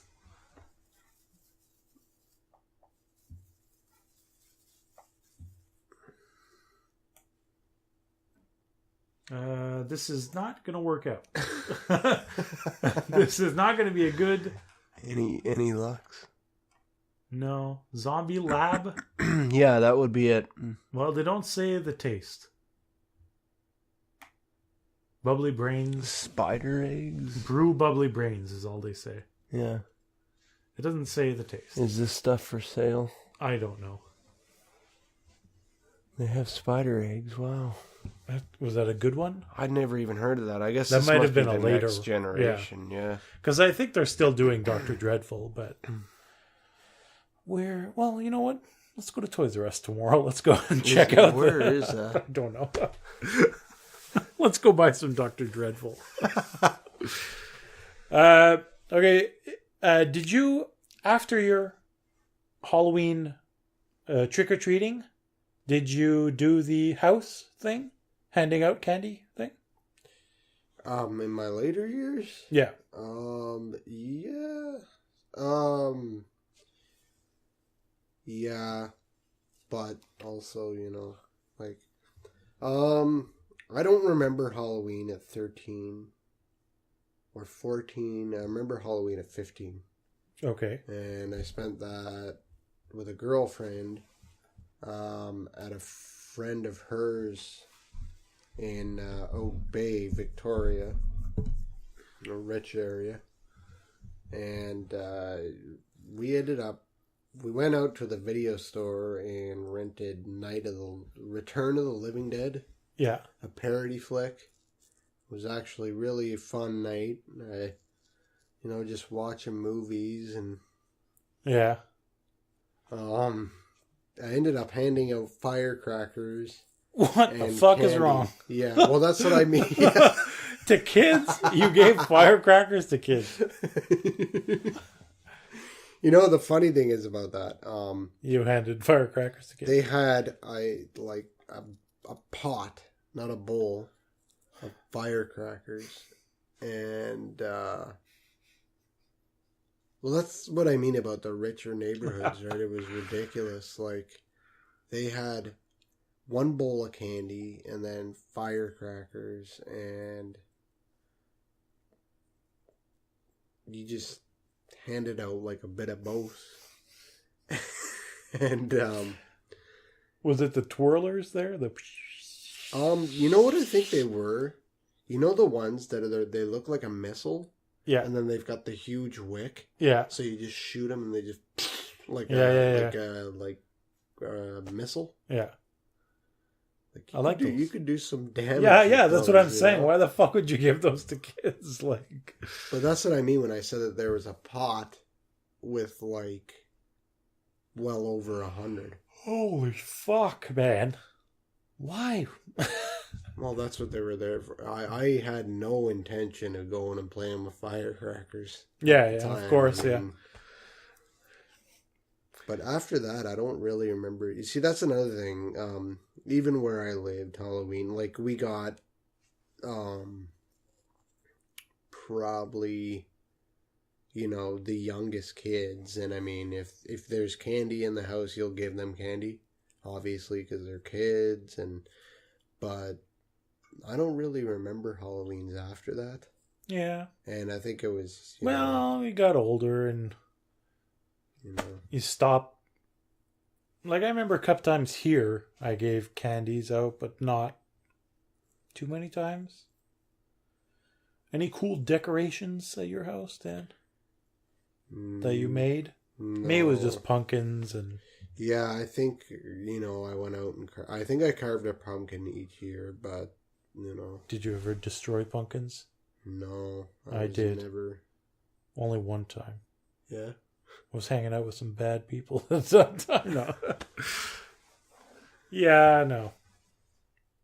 Other than that, like, I never had any cool, like, dead bodies in front of my house or, nothing extravagant. Now, we're going to talk about something that's very special for Halloween, Dan. Okay. Dark Knight. What? Dark Knight. Oh my god. So those who don't know, Dark Knight was a segment that they had featured on the youth television network, YTV, in Canada. It was a segment that played in between the shows. What was it? Maybe from 7 o'clock to 11? Yeah. It was a big deal. Yeah. So they would have something from 7 to 11.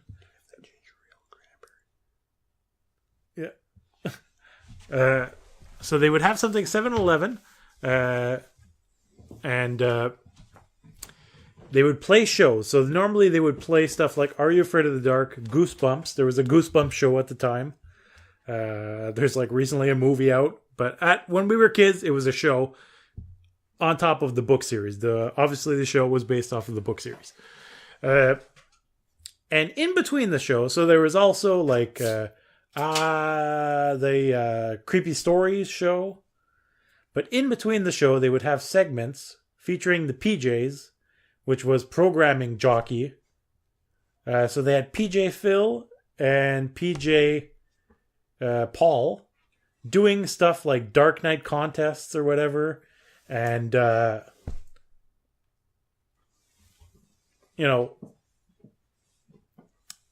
there's normally like a story, right?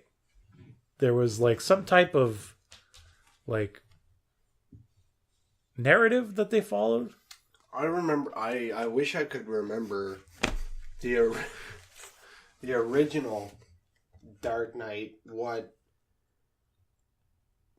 inspired them? Yeah. Because I remember advertising. I remember being really young. Actually, there were no other cartoons. Like one of them, for instance, that they introduced with Dark Knight was Freaky Stories. Yeah. And I want to say that was like Dark Knight 5. I would say 3 or 4. Well, at least 4 then. Yeah. Because Dark Knight 3 happened to be my favorite. I remember I didn't like Dark Knight 2. It was like a letdown. Yeah. Because, everybody got a taste with the original. Yeah. And had greater expectations, and the second came around. It was just kind of wishy-washy. The third one was... you were more interested in the whole plot of what was going on rather than all the shows, the programs that they were playing. And these little segments were just maybe not even 5-minute segments in between the shows, right? Yeah. But they were so fun. They were so good.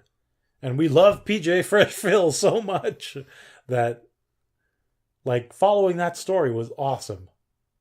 And they really went all out. Like, what is this one that you loved so much? What was... Well, this one, I would have to say, was the year they introduced Paul. PJ Paul? Yeah. He must have been brand new. And you know how you really want to make an impression on yourself. And he was moving out of his parents' house, and Phil was moving out of his parents' garage, and they were checking out this ad for a room or a place, and it was an old mansion. It'd be similar to like Clue or 13 Dead End Drive. Yeah. And some, Englishman Hunter Hearst Helmsley character was the owner and was half dead, wouldn't acknowledge them, and they were too terrified to bother to provoke him to get an answer out of him. And he was just sitting there throughout the whole segment until the end in front of his fireplace, and he like any homeowner would do on their time off, their most comfortable room in the place. Yeah. And where they feel at home. And he was basically the narrator. Yeah. And you thought that everything was normal with him. Fine with him. He appeared to be fine, but towards the end of the segment, when he would get up and turn to the camera in full, he had a huge gash on the side of his face. Christ, you remember the whole thing. Must have left an impression. And he ended up hunting them down because he was like a ghost. Was this the one that we kind of saw recently where they're going through Toronto kind of at night and it looks kind of creepy, and that was 4? Yeah. Okay. No, this one, like I said, I think it was the most original Well, the reason, I remember that is because I had all of them recorded. Okay. And, yeah, for me, never. Like, it would be the night of. Yeah. Like, and I don't remember. No, I remember watching them over. And you know what the funny thing was? It wasn't just the segments at the time. It was, you're expecting specific episodes of Afraid of the Dark. And especially, they also introduced Goosebumps. Yeah. Like, the premiere of that show was on Dark Night. Yeah, the Haunted Mask. Yeah. I mean, and every single kid in the world, that at that time was into Goosebumps. I mean, what was I gonna say about Dark Knight though? There was a contest though, right? There was like call this and like one of them was for 13 Dead End Drive. It's a board game, by the way. Yeah. With traps and all sorts of craft gives away, peanut butter and craft dinner, all those things. Goosebumps toys. Yeah. I actually had. I don't know. It was like a puppet. It was.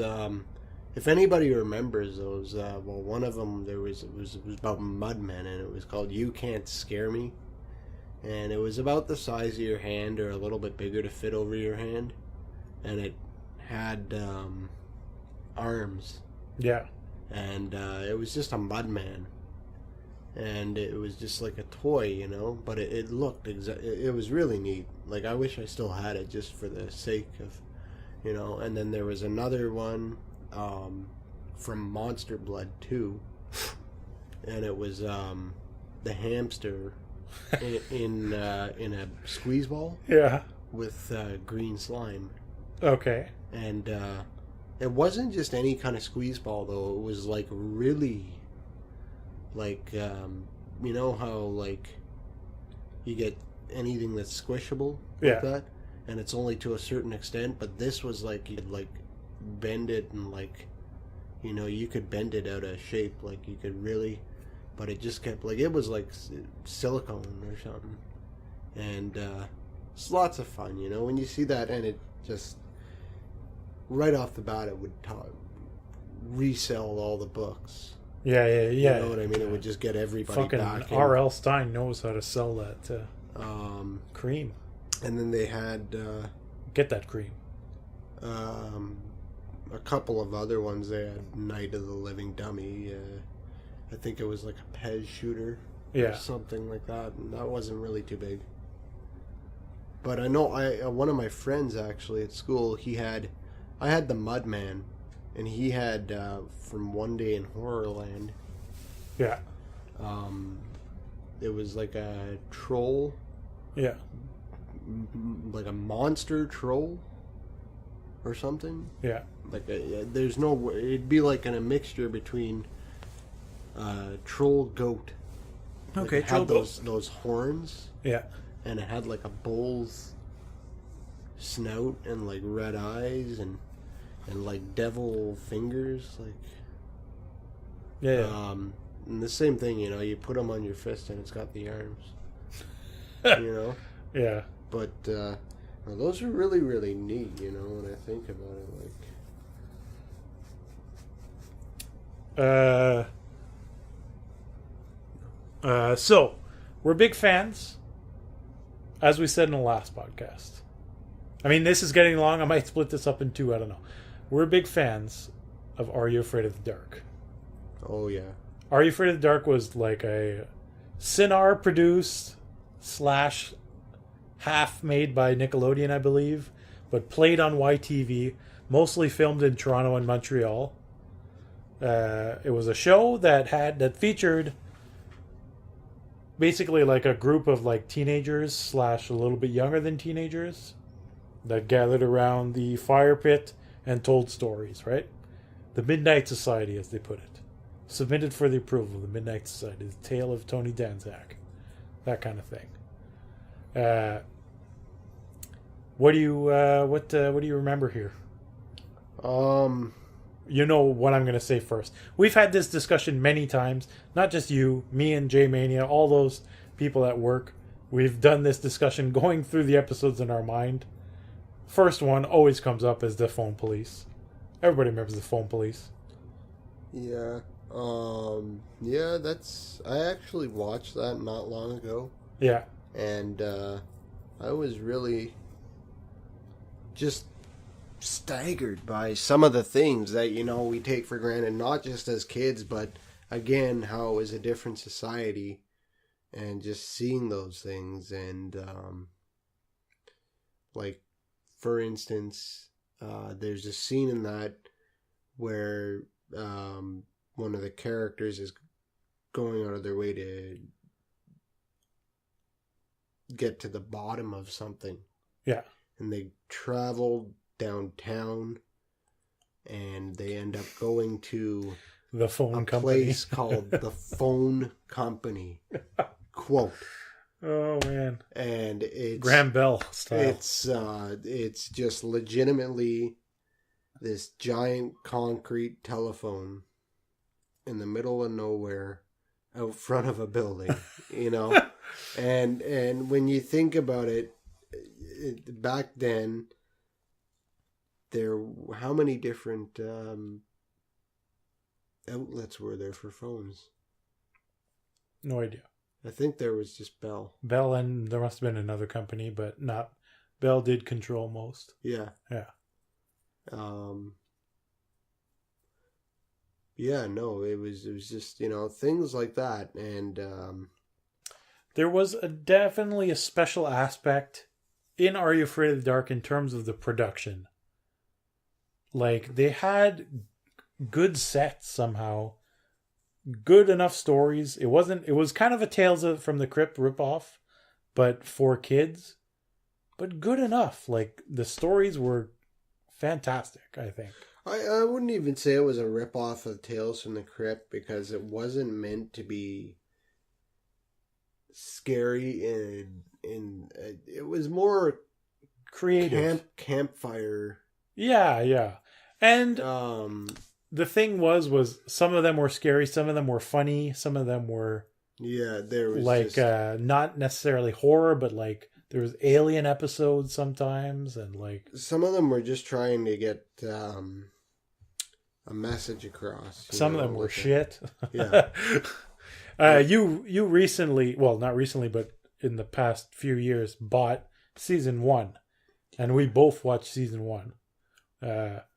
We watched the whole thing, and it brought back a lot of memories, and we discovered new things such as Coda.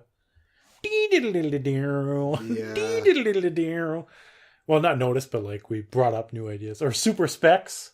Yeah. But like, yeah, so we know season 1 very well because we kind of watched it all recently. There's the Super Specs with the Sardo. Sardo, if you don't know, Sardo showed up very frequently. Well, like accent on the O. Another, episode that was premiered with Dark Knight was The Tale of Cutter's Treasure. Oh, fuck. That one wasn't that a 2-parter? That was a 2-part. Yeah. And because it was dark, and you see, things like that made Dark Knight so amazing because it was a brand new episode and you saw the whole thing. They played both. Yeah. It was almost like a feature-length movie almost. Yeah. And it was, again, an amazing tale. And even, now, if you do get in the mood to watch that and sit through it, there's such little amounts of corniness to it that you'll actually appreciate. You wouldn't watch these and say to yourself that, oh, wow, I just wasted an hour of my time. It depends. Maybe some kids who would watch it now, younger generations would be like, look at their clothes or whatever. And to us, we're kind of like, well, that's what it was back then. Like, yeah, but even for the story itself, yeah. That's what I mean. Like, you watch this stuff, and you know what? Out of 90% of Canadian production, and even today, I mean, things that I don't follow it anymore, but there's nothing that's as organized as this, let alone as original. Yeah. And that's what I mean by appreciating it. And I don't think anybody can't not appreciate that. Yeah. I mean, young or old, I mean, it's just so well thought out. And I think it's because, you see, coming out of the 80s too, that's another thing. And I think it did have a lot to play with Halloween in general. Coming out of the 80s itself, you know, for anyone that's a little bit older than us, that would have been in the 80s, I'll say anywhere from, you know, and this is early 80s, anywhere between 12 and 19, you know, you would have known that every other 6 months, they were pumping out horror movies left, right, and center, and series, and it was like the golden age of slasher flicks and horror. And so, you know, even coming out of that just would have bombed all over the, you know, the media, television. I never thought about that. Right timing, so the sort of. influence of that, you know. And I mean, everybody likes, you know, even if you're not a slasher fan or horror fan, everybody likes when they go camping, you know, roast marshmallows and tell stories. And I mean, it doesn't have to be it can be like the Hook Man, right? Yeah. That leaves its hook in the car rear view mirror or whatever. But it's just a concept that's an immortalized story, and, you know, just things like that you get to see it. And I think the only thing you'll laugh at is some of the things that you look at and you can tell they're doing that are quirky. Yeah. Like some kind of jump scene where like there was another episode that Old Man Corcoran. Yeah. And he, you know, comes out of the dark and, you know, demands the kids give him the harmonica back. And they just drop it and tear off. And it just cuts to a commercial. But, you know, you see something like that and you just laugh because it's so, you know, original. Well, it was almost on purpose though sometimes. Yeah. Like Sardo is an example, like a campy type of like. Well, or another one, Dr. Fink, that was really, really, really well put together and totally original. Like, I couldn't even think this up, and it's still to this day, it's still just the concept's creepy. Was the water demons? Yeah, that seaman who had stolen all kinds of treasure and booty. Yeah. Instead of putting it in museums or leaving it with the owners. And so their spirits had vowed to come back to get him. Yeah. Until he had learned that, you know what, there's moral here to... Yeah. What's theirs is theirs, and it should be with them. And he couldn't go to sleep, and every time he did fall asleep, they would rise out of the grave and come for him, you know. Yeah, I don't really remember that one too much, but just the concept of that is just, you know, if you ever have any imagination, it's just so original. You see, that's another really big thing about anybody from our generation. We had imagination. Yeah. We weren't, like, it wasn't an issue of gullible either. It was just, it's almost like you wanted to be scared, or you wanted to enjoy something, that you would actually look at it like, what if? And like things like Nightmare on Elm Street, where the whole concept is based in falling asleep. You know, there you go, what if? And then it just like a weight on you. Well, everybody has to sleep. Yeah. So that's terrifying, because you can't run away from falling asleep. I mean, you know. We recently watched... See, this is the thing. It's like I kind of only remember images about certain episodes, and like we watched that Whispering Walls one, where I was reminded of the hallways, and I was wrong about the fall colors, but I was right about like the car going up to the like salon or the saloon, and then they go to the big house. And it's just I kind of remember that kind of stuff. I remember the one in the mall where it was like an arcade game. That one was awesome. That one was fucking crazy. Was the first one the cab? Yeah, the Phantom Cab. The Phantom with Dr. Vink? Yeah. In the forest, yeah. And I was telling you about this recently, the Three Witches one, where it's like they go to camp and then they're like, don't go in the woods at night. And they go in the woods and then there's three witches that were like girls that used to be part of that camp in like the 1920s or whatever. And then eventually they set the girls free at the end of the episode. Oh, the times, Dan. What else? You know, and I'll just, like that episode, well, I think in a sense, every episode had that one kind of like scare scene. Yes. And it would cut to a commercial. Yeah. And it was always the same. And because, you know, it was a kid's show, it'd be like something like, you know, not cheesy, but just you laugh because you're enjoying it. Yeah. And even looking back, and it was just like signature kind of. Are You Afraid of the Dark style? The way it's put together. Yeah. And it just, you know, like I haven't watched that for a while, but I will. There's always another episode you'd want to rewatch. Yeah, well, I think after this we're going to watch a whole bunch.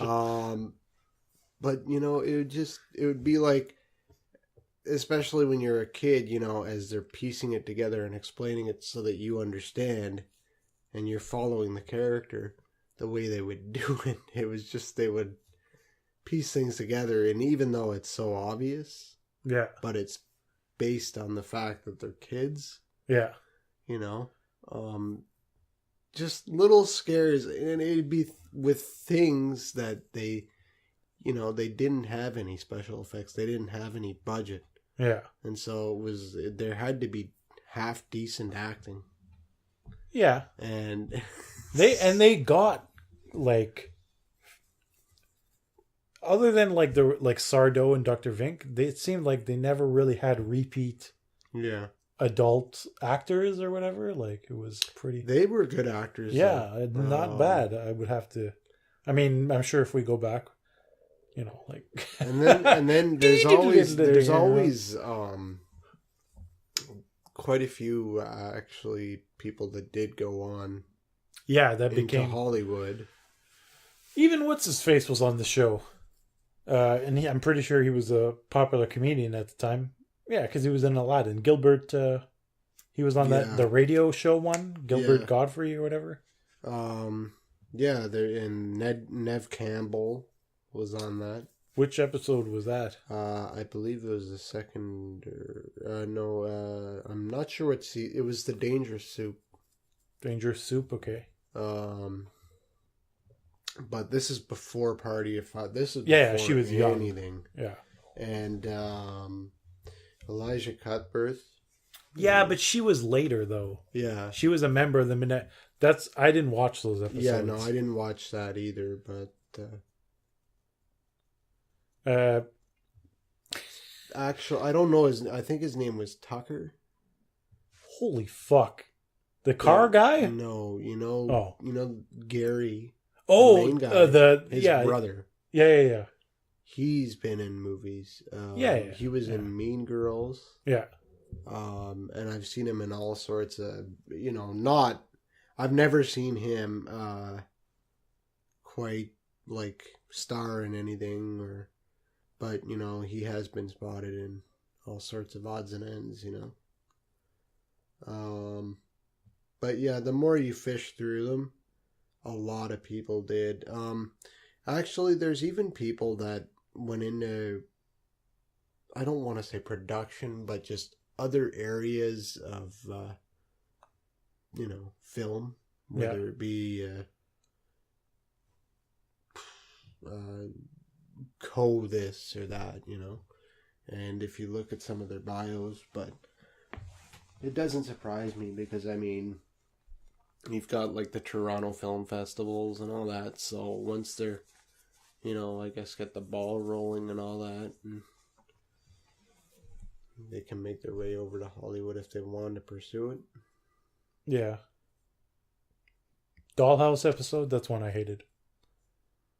Yeah. Going in the attic with the dollhouse. It was creepy though. It was creepy, yeah. There was, I like the, yeah, I don't know. There was like ones that you always saw, the one with the girl that was actually a ghost and died in like the 50s. Is that Locker 31 or whatever? Locker. It's like she died in a car crash. Locker 22. You know, it's like they do research about it. Like it's two guys and one girl, and they're like, "Oh, I want to find out more about this guy who died the night of whatever." Yeah. And then at the end of the episode, they bring her back to the graveyard, and it turns out that she was the guy's date, and they died the night of. Yeah, that was a really good episode. There's one I hated with the dogs. Do you remember that? The girl, I think it was called The Hungry Hounds, and it's like some in their attic there's some door, and when you step through it, you walk in. Like, say you're leaving the attic. Yeah. You know how some houses have that, and it's a door that has no business being where it is. Yeah. And you walk through it, and then it's in the opposite direction as if you're walking into the attic. And then you walk out the other end of the attic, and you're back 100 years ago, say, and she's got to go feed these dogs because, you know, if you don't feed the dogs, they're gonna get so hungry that they end up eating somebody. Did that episode play a lot? I don't remember that at all. No, but just, you know how you have to sit through it because it's on. Yeah. Or the chameleons. What's the chameleons? With the humans that turn into like they shapeshift? Is that? Yeah, I think so. It was this black girl who buys a chameleon at a store, and I guess it's from like some witch, and ends up turning the girl into the chameleon, and the chameleon turns into the girl, like, you know, something like that. Yeah. I didn't really like it too much, so. The girl who turns uglier. What's that episode? With the painting or the head at the end, the head at the back of the store that wants to suck the youth. Unfinished painting. The unfinished painting.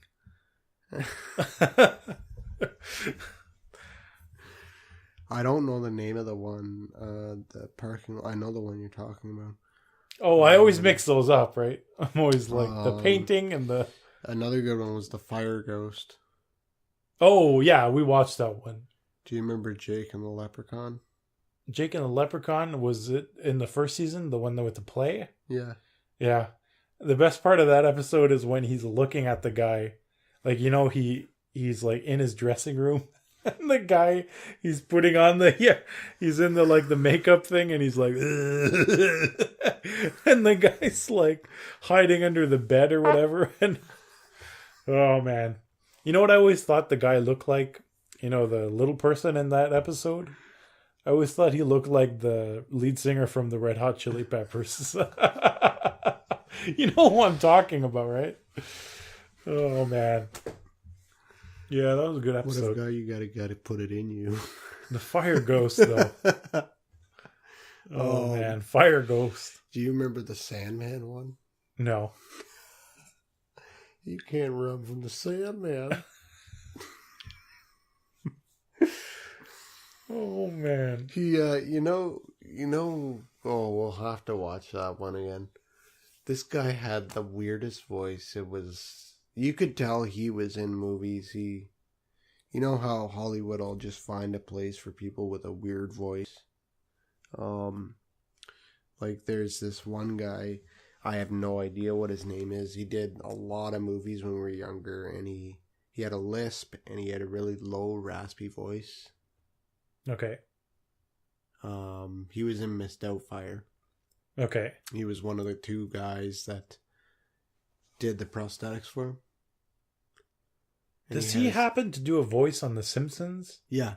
Yeah, okay, I know exactly. He's the Mr. Smithers. Yeah, that guy. Yeah, okay, Yeah. Well, you know what I mean? Homer, here's the umbrella or whatever. That guy, yeah. Yeah.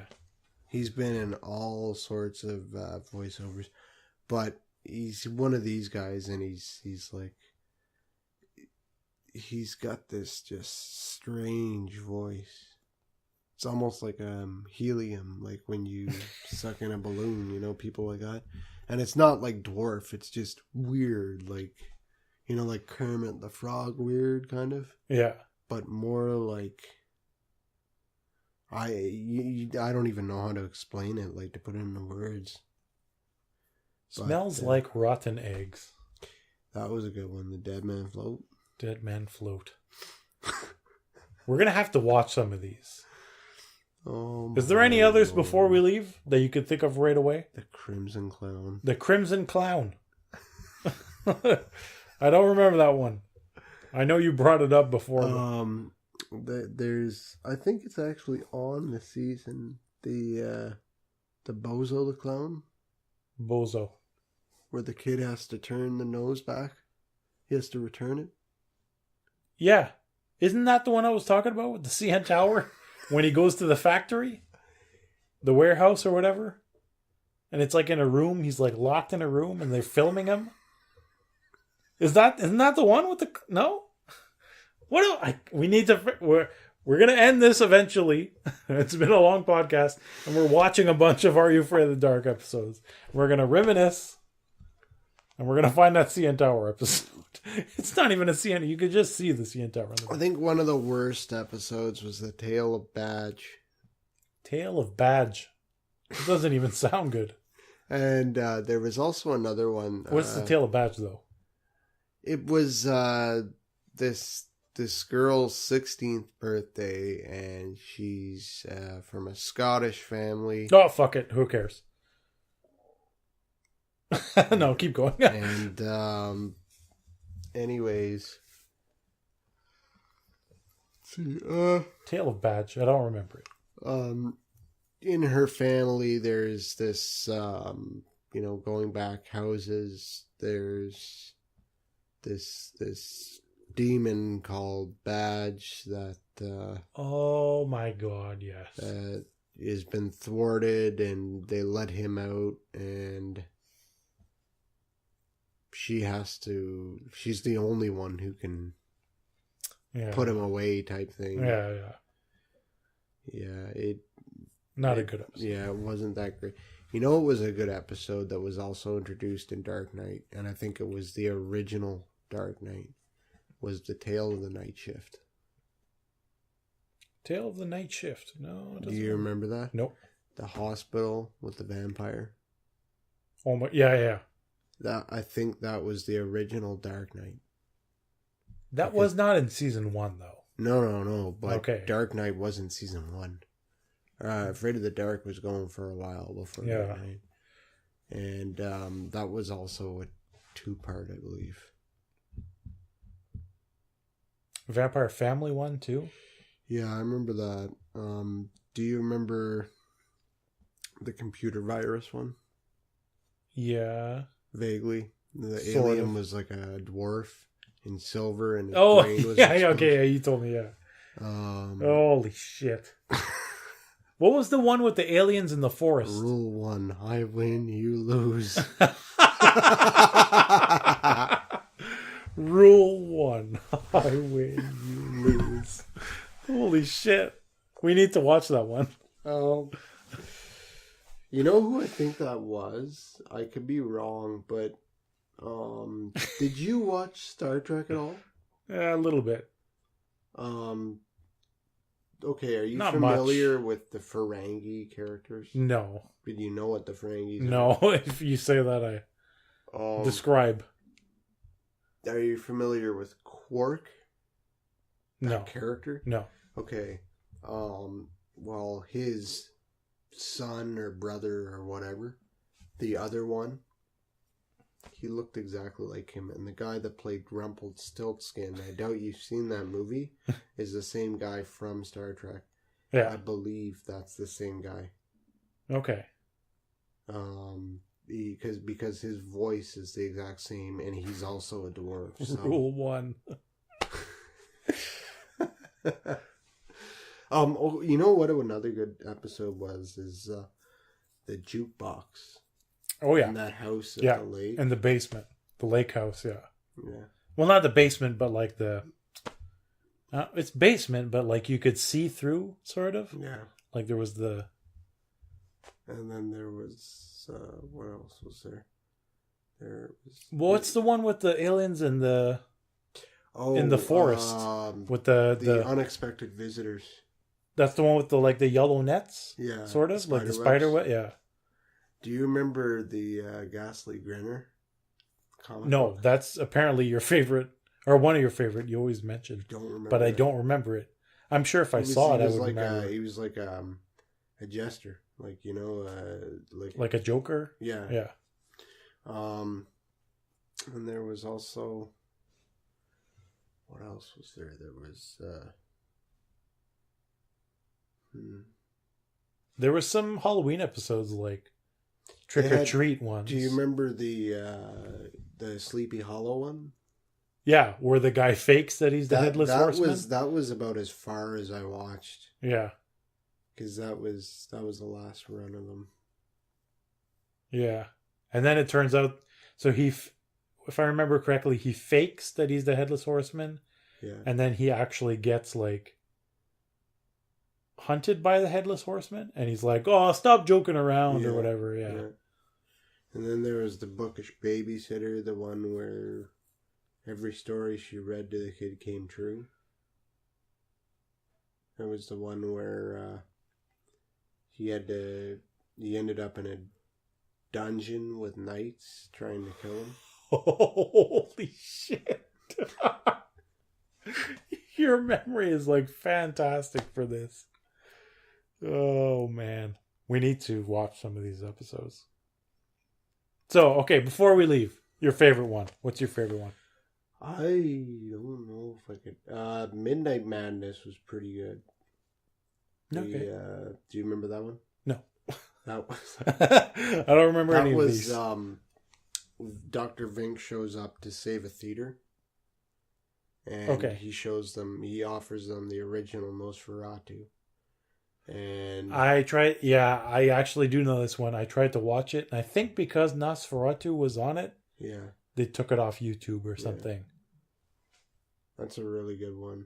And the scary thing about that was that Nosferatu comes out of the picture. Like it's, Oh, man. Yeah, it should have not been taken off because it's public domain. Phone police, all that bullshit. I love it all. Of course, my favorite now. We all know what my favorite now is. What? The Tale of the Dark music, just because of the and what is it? You're mine. No, not that. Before that, his dad. What is it? You want an allowance? You earn it. Yeah.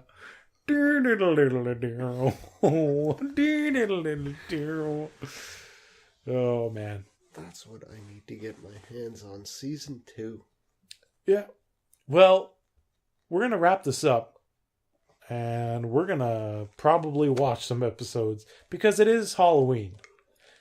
Actually, no, it's past midnight, so it's not Halloween anymore, but yeah, the spirit of Halloween is still here. So that's it for this episode. Don't we go back an hour? Do you want to add anything? Happy Halloween. Happy Halloween, and greetings to all. The next holiday is like fucking Remembrance Day. Shout outs to the soldiers. Good work. But Halloween wins. I'm sorry. If that's offensive, Halloween wins. That's it. Goodbye. Bye.